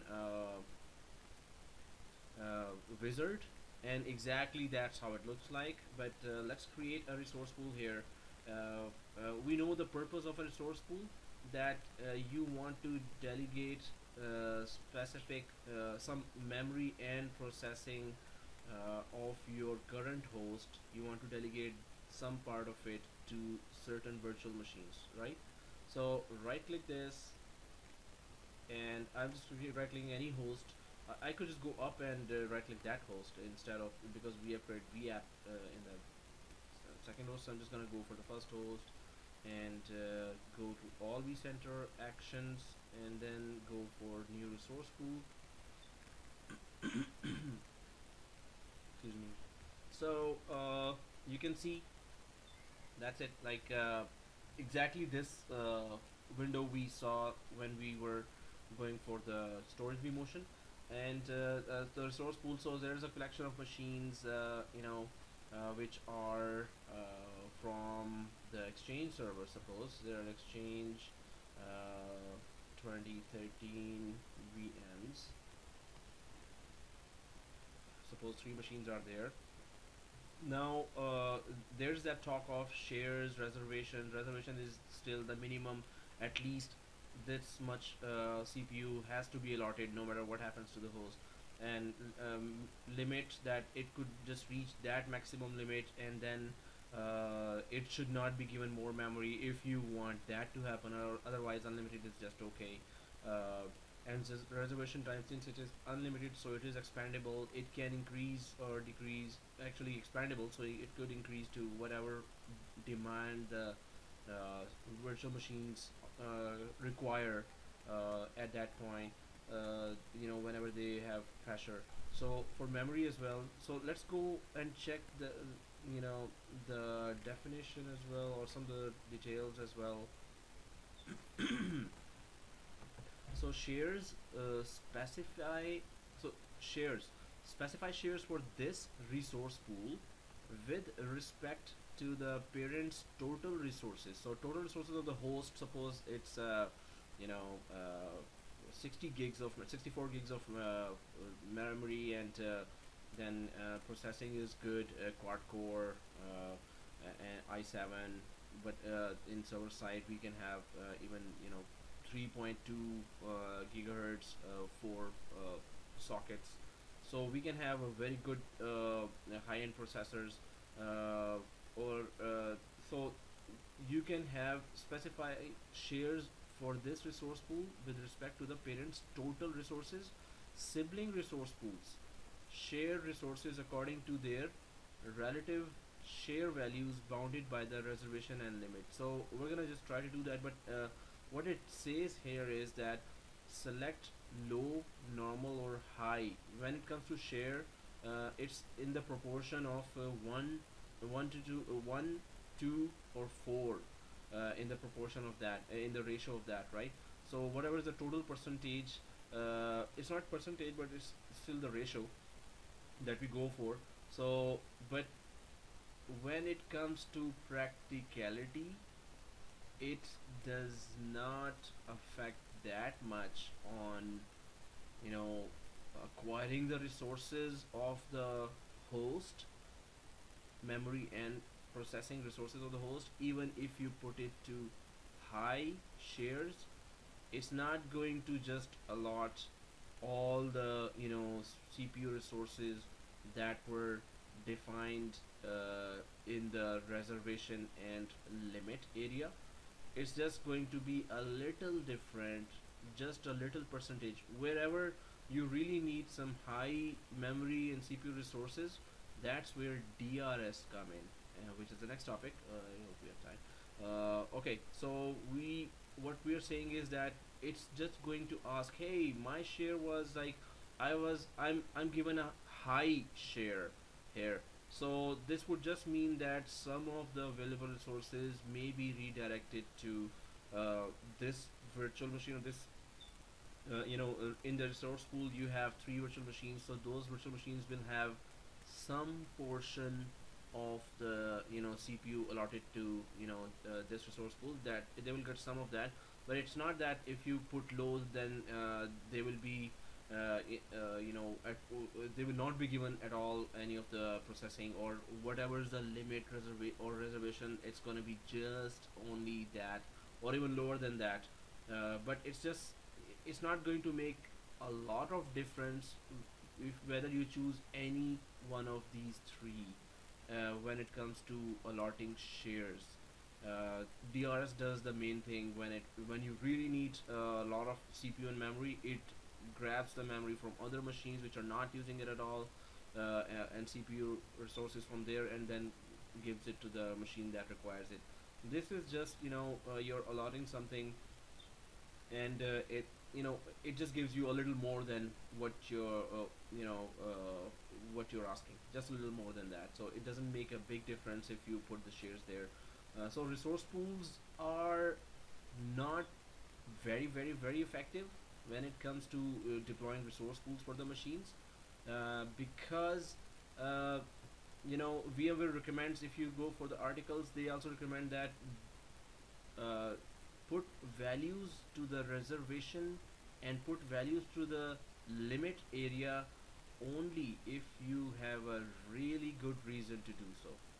Otherwise, leave them alone. Install or implement DRS, and that is going to intelligently maintain all of the resources, and it's going to really keep the whole environment really safe for the performance of the environment will be very good. So the main thing is that this is an option where you are desperate and this is the last resort. Oh yeah, we've been losing a lot of memory and processing so many times that now we have to ask for at least minimums and maximums. Maximum I don't think anyone would put maximum, that I don't want more than this. Everyone always requires more memory, right?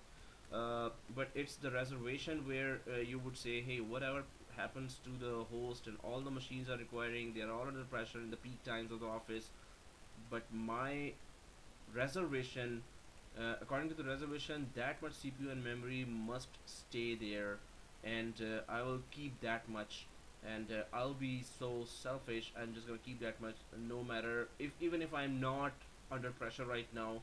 I won't give away that much of whatever you put in the reservation. So DRS does more intelligently manage the CPU and resources, but this is for the desperate times where you really need to reserve and limit some resources.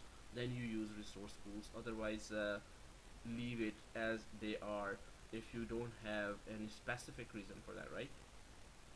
So if I go back to that resource pool, there is Exchange 2013 VMs, and then there's shared normal, high, or custom, and then there is custom as well, that you can put the share numbers there.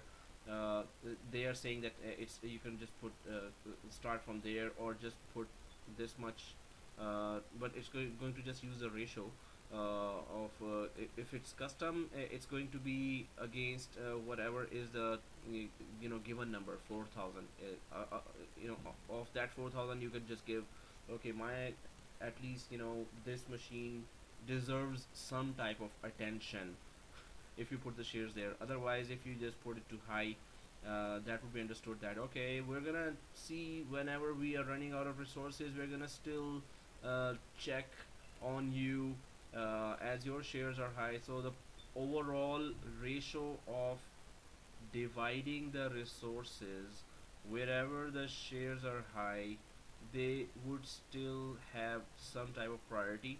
But even if you don't change that, if you put it to normal, which is the default, it's not, and against default, against the high, will not give you that much of resources as you were expecting from the writing here, from the options here. So if you, even if you keep these two high, both of these, and then you try in the peak times, you won't feel much difference that you were given something very special and others were taken away that memory and CPU resources. So VMware recommends that, okay, even if you are putting that, otherwise if you have a very good reason, go for it, otherwise don't go for it. If I press OK, it's going to create that resource pool here. Then I'm going to drag two machines inside that resource pool. If I had selected the reservation that at least this much must stay there, CPU resources and memory, no matter what happens, I don't care what happens to the other machines, they really desperately need that, but I'm not going to give that away. So that's kind of a selfish setting, we can say. So I'm just going to drag, so this is just created, I'm just gonna go and drag, just like in the VApps I dragged the machines. I can drag, if I had put any settings there in the resource pool, this is the time, this is how I can just manage that. You can see that the procedure is exactly the same as okay, I'm just trying to target it. So two machines I've put inside the resource pool. Had I configured the resource pool properly, I would have there are some settings, and those exact settings are appearing here again. So there are two machines, and let me check related objects and then go to virtual machines if the two machines did land here, or through VApp, if the whole VApp was added to this resource pool, that is also possible. But yeah, two machines did land here, and then manage, there are CPU resources and memory resources. We were just seeing that. Shares, click edit. So I have selected high, and suppose if I select low here and press OK, the highest limit is still, so it's just saying low is 2000 shares and high is 8000 shares. Normal is 4000. So that's how the system will understand, okay, it has this much shares in a ratio of what the overall or full memory and CPU resources available in the host. So I'm just going to try to give it some more than what other machines were getting. Other than that, it's recommended that you really need the resource pool configuration. Go for it, and we can understand that you want permissions are there, scheduled tasks are there, but what exactly is there to change is CPU and memory resources to reserve or limit CPU and memory resources for all the machines that have been dragged inside the resource pool. Other than that, if you check the options, that's it. Nothing else. So definitely this is done intelligently by DRS cluster, which is by from its name it says distributed resource scheduler. So resource pools are smaller way of getting identifying the resources and claiming them, but DRS is the main professional way to do that if you want some automated maintenance of all the critical resources like CPU and memory.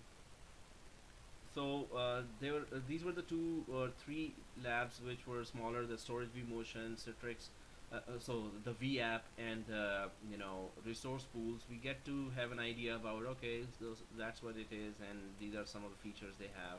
Very limited features and nothing too much that. Let's go. If there are any questions, you can just put it in the chat. Otherwise, I'm just going for at least basic configuration and discussion of DRS. Then we're going to be continuing with DRS. Is a huge subject and many bigger and critical features of VMware. The most selling points of VMware are there. The products and features. So I'm just gonna start the that slide.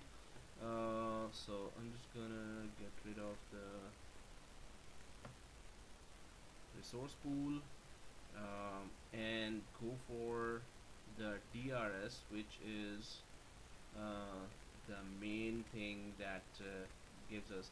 So let's talk about DRS and using the vSphere distributed resource scheduler. There are how do we go about that? Balancing resource utilization of resources across multiple physical hosts. So till now what we were doing, resource pools on one physical host or on a cluster, it could be done as well, but mostly under one physical host any of the virtual machines can be added there, right? But it is now across multiple physical hosts you can do the resource scheduling, and that means the ability to shift workloads between hosts in order to balance the resource utilization. So it will actually shift workloads. It will automatically, if you put it to full automatic, it's going to automatically shift the workloads or virtual machines as it deems useful. If it decides, oh, the resources of host number one are really it's really underperforming, it's performing very bad, so I would just want to shift some of the virtual machines vMotion, some of the virtual machines automatically to that host which I know as a DRS. I know that that host is really performing well, has enough CPU and memory resources, so I'm going to automatically shift some of the virtual machines from underperforming host to the very good performing host. And you're just gone for a coffee, and and the 5 virtual machines were on host number 1. When you come, by the time you have come back, and suppose the host number 1 was not performing well, you would see those 5 virtual machines have been automatically migrated to host number 2, which is performing well. So it's like that, that it's going to be automated if we put it to automatic and do as you see beneficial for the environment performance wise, right? So we're going to test those features and lots of other features. So vSphere offers a number of powerful tools for helping administrators balance resource utilization. So configure and manage vSphere distributed resource scheduler, use storage vMotion. So it could decide to use vMotion, and it could decide to use storage vMotion when we give the decision making to the DRS. Allocation, assignment of resources, CPU memory. Okay, we're still talking about CPU memory, so that's the most critical ones. To VMs, utilization, how resources are used by VMs. So it allocates resources to VMs, then it sees how the VMs are using it or abusing it. To balance and control, reservations, limits, and shares. So it's going to balance and control by itself what we were just talking about in resource pools, reservations, limits, and shares. Which machine gets the most shares, and which machine is most deemed most critical and would be giving a bit priority to be provided all the resources for it to function. So there's a what if as well. Resources, what if resources highly utilized on one host and lightly utilized on another host. So it could balance that as well, automatically, or if we don't give all the controls to that, then it could be done. At least recommendation it will give to us that you should do this and that, and then it's up to administrator. If you put it to manual, the DRS. To control the above situation, VMware has following tools: vMotion, vSphere DRS, storage vMotion, and storage DRS. So we have done the vMotion and storage vMotion. We've tried that. Now let's check the vSphere DRS and storage DRS. So vSphere tools. Okay, we have talked about vMotion distributed. So vMotion is live migration, manually balanced, but we manually did it, right? The main thing is here manually. I had to start that one machine at a time for vMotion, or if we group the machine together in vApp, and the machines are also okay and the networking is okay, then we can in a group also migrate machines, but that was still a manual process, right? So DRS used to automatically balance resource utilization among two or more ESXi hosts. So that's what we're going to be trying in next class sessions, that we're going to be making such an environment that it should automatically take some kind of decision if we increase some load or pressure on the one of the host, then it should detect automatically and do something about it. That's we will be checking all that.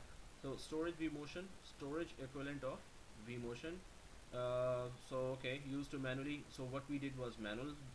We just did today the manual storage vMotion, and the DRS storage DRS is the storage equivalent of DRS used to it will automatically do that too.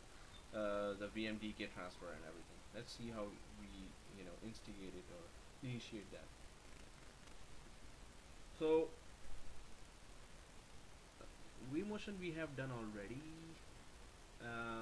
Manually balanced resource utilization. So I'm just gonna fly by that. ESXi host can be powered off for hardware maintenance. Yeah, this is just the benefits of vMotion requirements. We did that already. So I'm just gonna go ahead. There is this feature that we did not talk about, which is VMware enhanced vMotion compatibility, or EVC. It is all about compatible processors. Suppose you have an old host which has old Intel family processors, and then you have bought over the time after 6 years very high-end new host, and it has new Intel processors. So suppose the migration has been initiated from the old host to the new host. If the processors are not compatible, so in migrations or vMotion, it is the case that it would stop migration if the processors are not compatible. If we have this EVC mode enabled, EVC ensures that all hosts in a cluster present the same CPU feature set to virtual machines, even if the actual CPUs on the hosts differ. So just to have the vMotion be done successfully, the EVC feature shows the when the vMotion criteria is being checked before the vMotion starts. EVC would show that okay, all the processors are exactly the same, please go ahead with the migration, while even if the processors are a bit differing in the processor families and versions. Using EVC prevents migrations with the vMotion from failing because of incompatible CPUs. So that's a very cool feature, and it's mostly you do that when you have old hosts, and then with the passage of time, after 4 or 5 years, you have bought a new host, new hardware, and then the processors are now incompatible. So turn on this feature, and it would just be at least a vMotion. When you're migrating virtual machines and getting rid of the old host, at least the migration will be possible, right? So this is the EVC feature does. Okay, vSphere DRS, so dynamic load balancing and resource allocation for virtual machines on group of ESXi hosts. So it's dynamic. First of all, it's automatic load balancing and resource allocation, and also on multiple hosts. So DRS helps to balance the CPU and memory of its cluster. We know that already, based on the configured resource pool policies. So we're gonna be putting some policies if we want to, or the DRS will be automatically, when we put it to automatic, it's going to put that resource pool policies there on the higher level. But when we were talking about lower level, it was just the host level. When we have DRS there to do on bigger level, suppose we don't have that, then we can use resource pool policies if there is a great need, but DRS could handle that if we do it on DRS level, right? So the hosts and VMs are continuously monitored by the virtual center, right? Based on the configuration.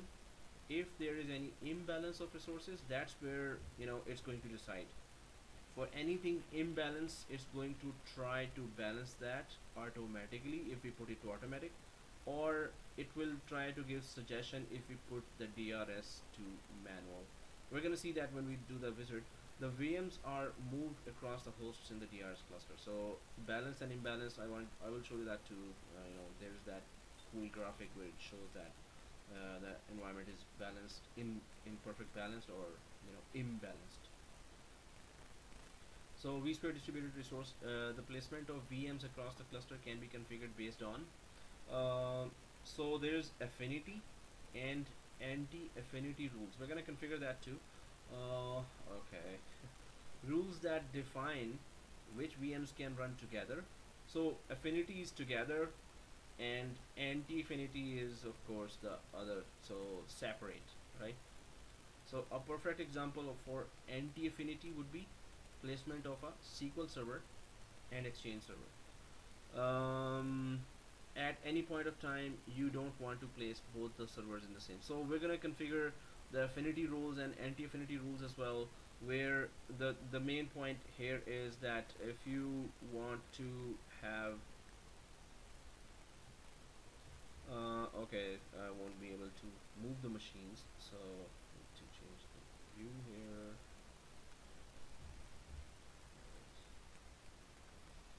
So it's just that you want to move two machines together, so there will be two machines to from here, one host to another host. This is called affinity. That okay, there's that application server, and the other machine is having the database of that application server, and they are always supposed to be together. They are talking to each other all the time. There's a lot of traffic going on back and forth. So in case the host is going down, suppose let me create another host here for affinity and anti-affinity explanation. So the two hosts are residing here, and they both need each other. They both need to be in contact with each other. They need to, if they are together, like on the same host, they are the traffic is going faster, the performance is better. So if you configure affinity rule and add the machines under the affinity rules, what will happen if the host is underperforming? The DRS detects that, oh, this host is underperforming, I need to move machines from this host to any other better performing host. So if then it detects, oh, these two machines are under the affinity rule, okay, so yeah, I can see that the right side, ESXi02 is performing very well, so I'm just gonna move these machines together to this. So And in the anti-affinity case, suppose there are all these machines which are hosted there. So with the affinity rule, two machines are gone there to that host. Suppose this host and this host both are performing very well, and this is really performing very bad. So if these machines are there, so it could see that, okay, if I the DRS here would see that, okay, if I just move this one guy here, and if I move these two guys here randomly, uh, this this host has still good CPU and memory resources available. This host has enough memory and resources available for one more machine to be migrated there. Suppose that is the case, that it detected that this is still empty and it is very high end. This is already having a lots of machines, and it can still take one more machine. So I'm just gonna send this one machine here and send these two here, because it can take more, this can take just one, right? It would randomly decide that. In case of affinity, it already saw that, okay, this host can do, it can take many machines, so, and these two machines are under affinity rule, so they were transferred. Suppose there's an anti-affinity defined.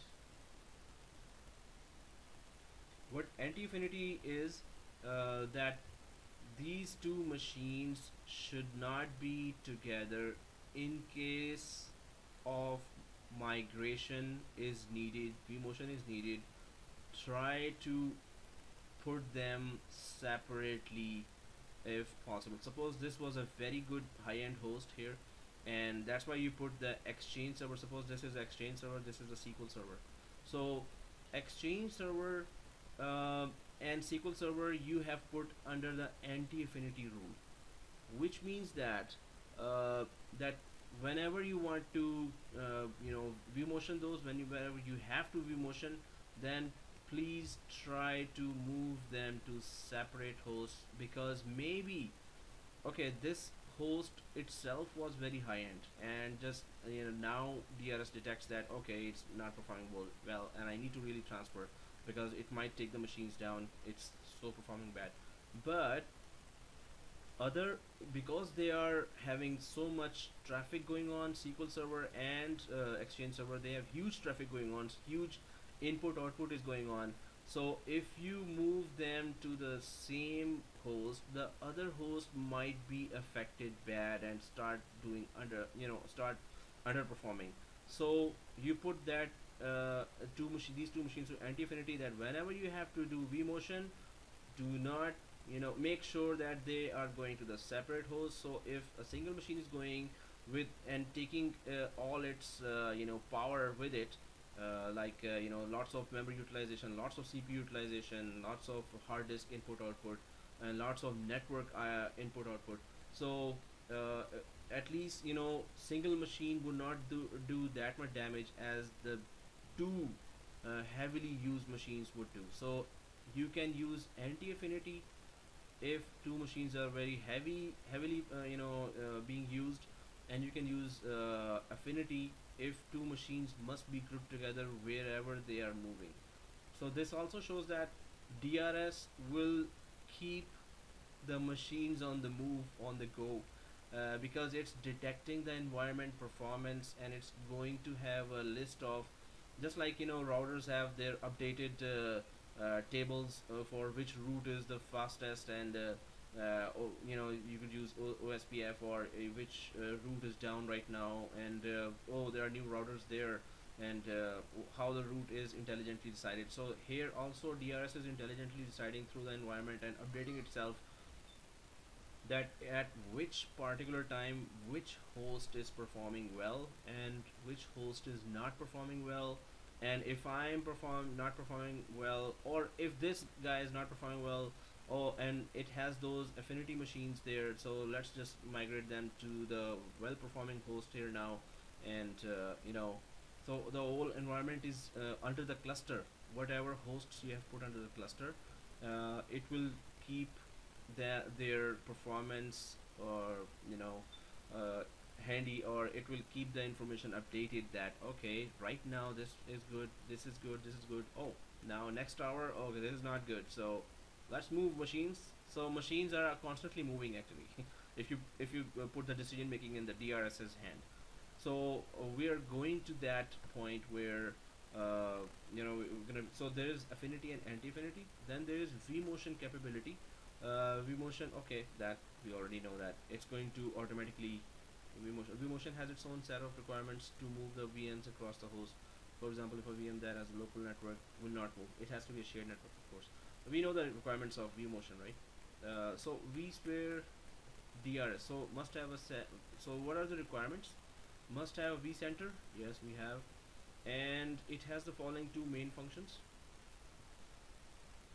Okay, again it's repeating that what it does. Intelligent placement, okay, of VMs to evaluate the load on the cluster over time and either make recommendations for migrations or use vMotion to automatically, yeah, that's what by default DRS monitors clusters workload that's the most important point. Every 5 minutes the DRS monitors clusters workload. So then every 5 minutes it is having its information updated that which host is performing well, which is not, and if it is not, move the machines. If it is, okay, or move to it some machines from other hosts which are not performing well, right? So DRS is invoked by certain actions within the cluster, such as adding or removing any SXI host or changing the resource settings of a VM. So DRS gets invoked by these actions. We're going to be trying to do these actions to invoke DRS. So there are many other things. When DRS is invoked, it will calculate the imbalance of the cluster. So that if the cluster is imbalanced, so two hosts are performing well, one is not, there is an imbalance then. So it will apply any resource controls such as reservations, shares, limits, and if necessary, generate recommendations for migrations of VMs within the cluster. So first of all, what it's going to do is that if the machines are here, there are quite a few machines here, and the host has started performing bad.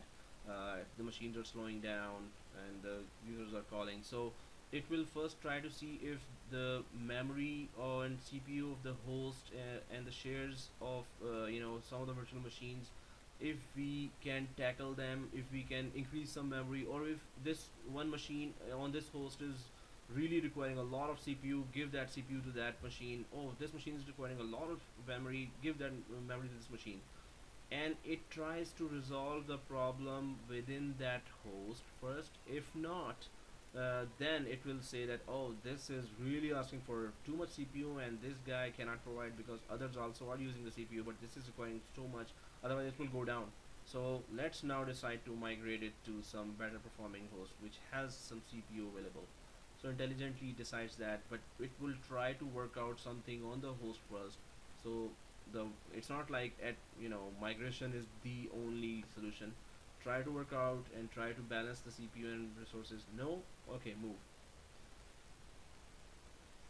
So okay, depending on the configuration of vSphere DRS, these recommendations could be applied automatically, meaning that VMs will automatically be migrated between hosts by DRS in order to maintain cluster balance. Main thing, cluster is in perfect balance, or put another way, to minimize cluster imbalance. Yeah, whenever it detects that there is an imbalance, some hosts performing well, some not, and if there's an imbalance, so it will try to balance them. If we put it to automatic mode, it's going to do it automatically, and it will devise its own ways intelligently and try to resolve it locally on that host. If not, then move the machine. So DRS has three automation levels. That's what we were talking about: manually, partially, and automated, right? And like fully automated. So there are those three levels there. Let me create that cluster as well, because of the time constraint, but we're gonna start. I'm gonna recap some of these options next Monday as well. Let me just create that cluster, and so you could at least we could start from there next Monday, what's inside the cluster. But what is a cluster itself?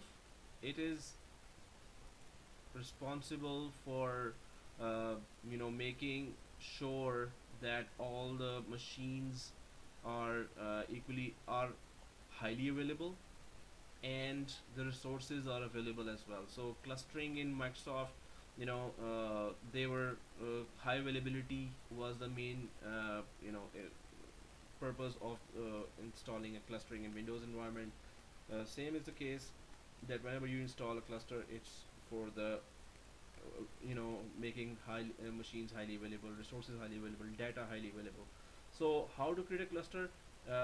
Because without creating a cluster, or without going through the wizard of cluster, we cannot install DRS. So on the data center level, not on the host level, on the data center level, if I right click that, and there is a new cluster here. So the main purpose of cluster, to make resources highly available, right? So new cluster here. Now there are many features that are being offered in the cluster, and it's DRS, HA, high availability, EVC, which we talked about, the compatibility, processor compatibility, and virtual SAN. This is something highly emerging. It's virtual SAN is skills are really in demand in many of the job opportunities I've seen that you should know. Well, all of these you should know, but virtual SAN also is really emerging, that you're seeing a lot of data, storage cost as well. But anyway, we're gonna do that. So I'm just creating a cluster since we are in the New York data center, and we have done all the tasks in New York data center. So I'm just gonna put the New York cluster, and I'm not going to enable HA for now, and virtual SAN, because we're gonna enable one by one and see all the features that they have to offer. So let's just enable the DRS now, and automation level, it's by default going to fully automated. Then there is partially automated and manual. So we're gonna talk about that as well. What are these? Then there's a migration threshold. At what point go ahead and do the machine migrations? There is that aggressive, and then there is a conservative, and there are explanations in the slide. I just wanted to create a cluster first, and I wanted to turn on the DRS option here. So automation level, fully automated. I'm just gonna keep the defaults right now. We're gonna talk about conservative and aggressive as well. I'm not turning on HA and EVC and virtual SAN for now. Press OK. It wasn't a very big wizard to follow.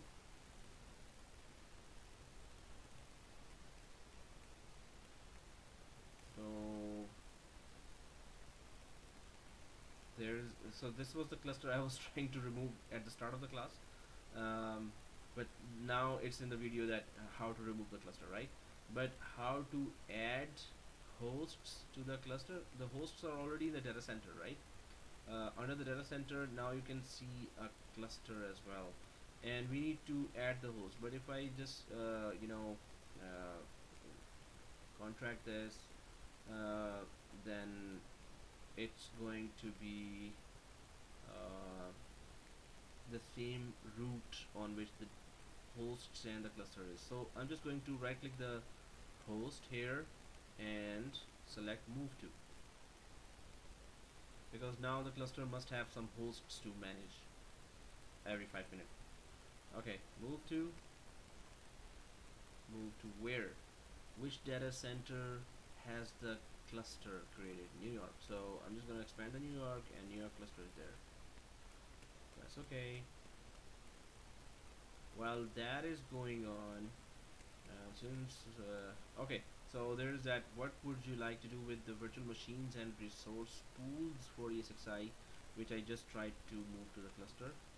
So put all of this hosts virtual machines in the cluster's root resource pool, resource pools currently present on the host will be deleted. Okay, so this is in the background is the root resource pool, which is giving us the total capacity and report of everything, and then we're going to start working on that later. But right now it's saying that we did create a resource pool there, right, in the E601, so it's going to be deleted. That's what it's saying. So we're just going to leave. We're going to leave it to resource pool to the DRS, or we're going to use the DRS resource pool. So we're going to stick to the default. That's okay. And the same wizard will start for the E602 as well. So right click that, click move to,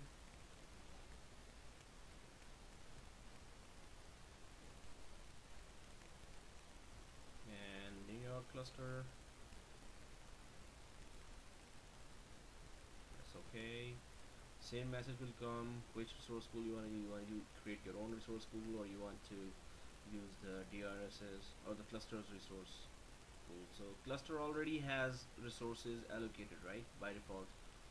But we can still create our own resource pools if need be. So press OK for the defaults. Yes, I would use the resource settings of the cluster itself. So I think first one has transferred, so I'm not going to expand the cluster. And the first host is there, and the second host is move host into cluster is moving right now. Okay, so both the hosts are inside the New York cluster. So if I so now it's the two hosts are there. If I click the New York cluster and go for summary,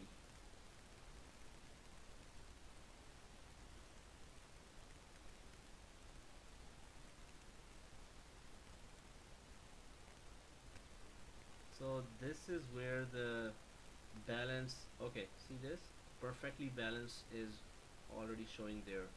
Migration automation level fully automated, that it can decide whenever it sees the load on one host, go and decide what to do, what resources to give, and it says perfectly balanced. Now this is showing like that, and later we're gonna be experimenting that if we make the imbalance there, how would it feel that. So if we have, I just want to show that it's automated, and does it really change from perfectly balanced to imbalanced or not. Although we need to still talk about a lot of that, but it is supposed to be making sure that all the resources are okay. And so if I right click and start migration, does it do anything? So if I click migrate and go for so that this was a general system oh, okay, seriously, because it does change its status when we start putting some weight on that, so or we start putting some pressure on that. I'll just applying saved data. I'll just try to cancel out. Well, we're going to be testing this DRS setting a lot. Let's just you know what, I just can't help it. I'll try to migrate one or two machines while we're gonna again start the so I just wanted to show you how it shows that. So change data store, next.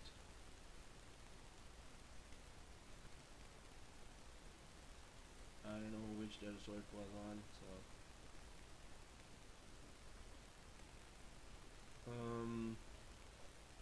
there is one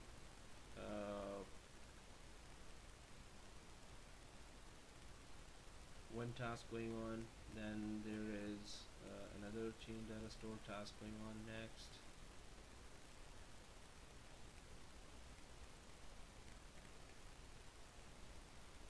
Oh, come on, come on, come on. Just show that automatic perfect imbalance.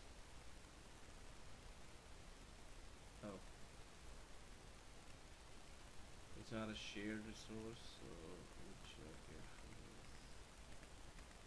Okay. Next. Finish.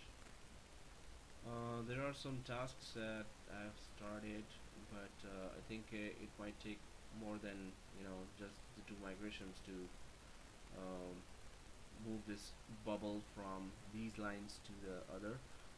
Well, there is one other way. If I put it to maintenance mode, then it's going to try to migrate all the machines to the other, data other host. So if I move powered off machines, so there's a message here that if you do that, all the machines have to be either powered off or moved. So if I click OK here, then it should be detecting the situation, that what's going on here, and this so it is on 2% right now. There is a 42%. There are some more memory is required here, and more.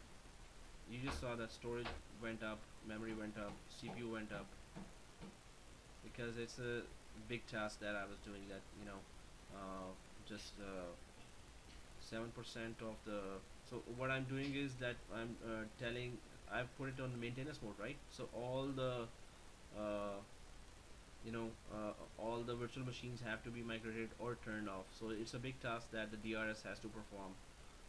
So if I see that, is it taking it lightly, or so I press that refresh button here, that if the status, see this storage, okay, CPU is increasing, memory is increasing, and usage, enter maintenance mode. Oh, it's already on maintenance mode. So the machines were stopped, and okay, that does it.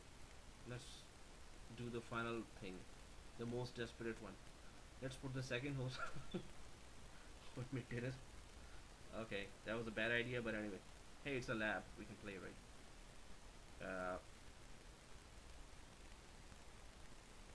Yeah. What you gonna do now, buddy? Can you show me that bubble moving or what? Okay, I'm just talking to the machine, sorry. Or, okay, CPU, memory, storage moved. But this was bad idea. I mean, like, putting both machines on, there's nothing to monitor here, and it's still showing me. Okay, the cluster is now in perfect balance. What? Are you kidding me? Oh, not applicable. I mean, okay. So it did change its status at least, but the main thing is that okay, I should have made. So next time when we come there and try to make it decide something, we're gonna create a V app, and so we could move 4 or 5 machines which are turned on, so we could properly see how it changed its status and how it intelligently decides that. And what are those thresholds that we were talking about there in the slide? So if we talk about that threshold, so manual automation, it is right now on fully automated, right?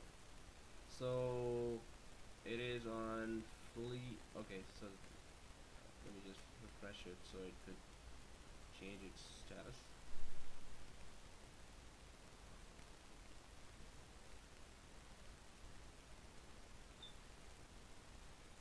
There is one machine up, one machine is down, one host is up, one host is down, perfectly balanced.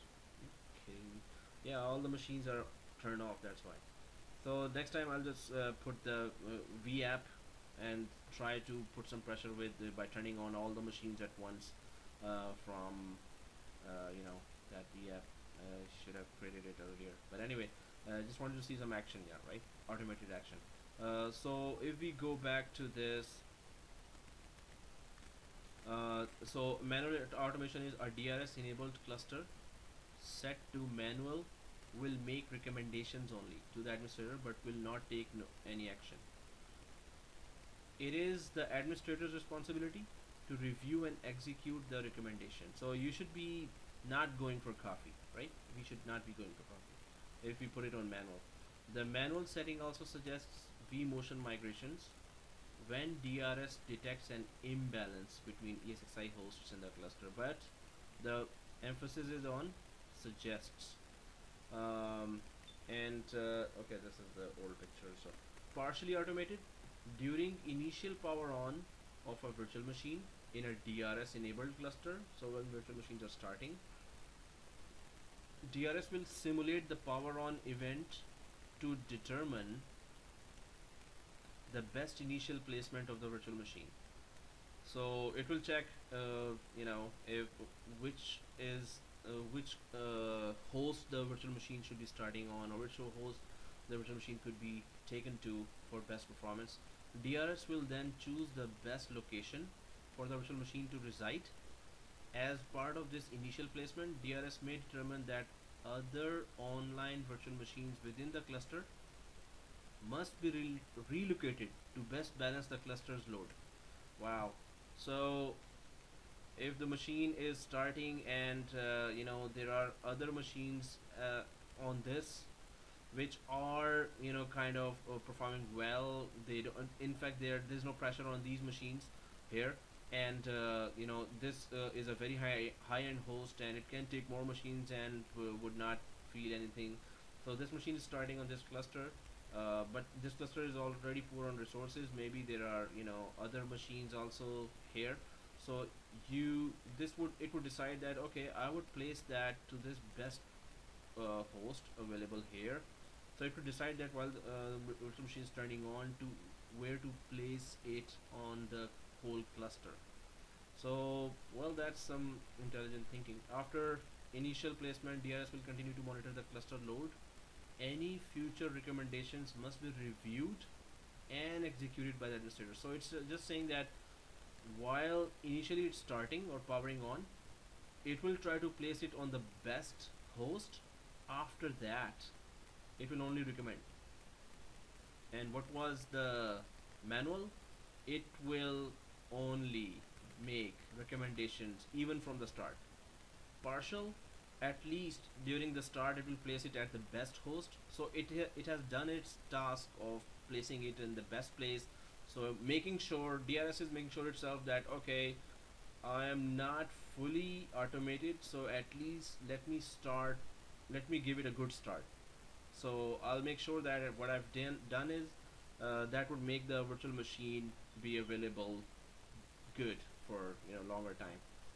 And fully automated is that a fully automated DRS enabled cluster provides initial placement of virtual machines and automated live migration of virtual machines within a cluster. So there are 5 positions for the slider bar on the fully automated setting of the DRS. So we saw those 5 positions, right, on the slider. So from conservative to aggressive. So the values of the slider bar range from conservative to aggressive. Conservative automatically applies recommendations ranked as priority 1. So P1 or priority 1 are the events which are critical. So that's why they are. So it will decide itself, oh, this is a very critical event. Maybe the machine is about to go down. It required much more memory, but the memory is not available for that machine. It's a P1 event now. The pressure is too much on that machine. Okay, move it. So in a conservative setting, it will try to act on it. So any other migrations are listed on the DRS tab and require administrator approval. So it's not gonna actually, it's going to aggressive will, if it's on aggressive, then it will try to act on it itself. But if it's on conservative or the other side of the bar, it's going to just recommend that setting. Most conservative setting, all priority 1 and priority 2 recommendations are automatically applied. So if I had slided the bar to the most conservative, most aggressive, it would have just applied right away. Oh, this machine is running out of CPU and memory, move. At once it migrates to the other host. So recommendations higher than priority 2 will wait for administrator approval. So priority 1 and 2, move the machines. Priority 3, 4, priority 5, just recommend and ask for approval, administrator approval. For the most, okay, sorry, that's the most conservative setting. All priority 1, 2 recommendations are. So aggressive setting, any imbalance in the cluster that causes a recommendation is automatically approved. So yeah, this is aggressive setting where any level of priority apply. So apply even priority 5 recommendation. So even if it is low priority, it's just going to act on it if it is aggressive. So this means you want to let the DRS do your job, and you could do some other job, your other tasks, then just go for it and let the DRS handle the environment. But administrators are always cautious that, okay, I don't know if this is intelligent enough to do my job for a certain hour, certain time. So when you put it on aggressive and fully automated, what happens is that it's going to start deciding itself. So by night, if this is the configuration you are seeing, and the hosts are performing, underperforming, performing, underperforming, when you come back in the morning, it could be like this, or all here, or it could be like this, or it could be just this. So, and after 1 hour, it could be this. So you would be seeing machines going everywhere if it is aggressive and fully automated. So whenever the host starts performing well and the other host is not performing, at once move. So it's that is but the clients don't see that, the clients don't feel that, because clients are just getting good performance, that's all, right? We should put that to test. We should have a client machine that is connected there, and then we start moving, and or make the DRS move the machines, and just check that how much we can just put the so let's put Windows in 2 of the machines, Windows 7, Windows 8, and then we can start that, and then we can put it to ping -t, permanent ping, and then we can start doing the vmotion, or let DRS do the vmotion, and check that if we lose any packet, or if there was a request timeout somewhere, right? That will really test that how high availability, how much high availability is there. If there's one request timeout, maybe it's from the client side we could say that there was just a freeze or a hiccup. The application the client was working on, connected to, just froze a little, and then it moved again. It was, if it was just one ping request timeout. Okay, so there is conservative and aggressive. We're gonna be doing a recap of all that, and then there's that DPM, distributed power management. The only purpose of DPM is that if there are 3 hosts here, suppose this host is having the least amount of machines right now. Other hosts are working fine, but this host has 2 machines, and those machines are not even utilizing the that oh, there's so many copies. So if this host is the machines are either shut down, maybe they are not using CPU for a long time, and these 2 are performing very good, and DRS keeps on moving machines. Hey, they're still performing very good, and this is not doing anything. If the DPM is enabled, what happens is that it starts saving the power of the company.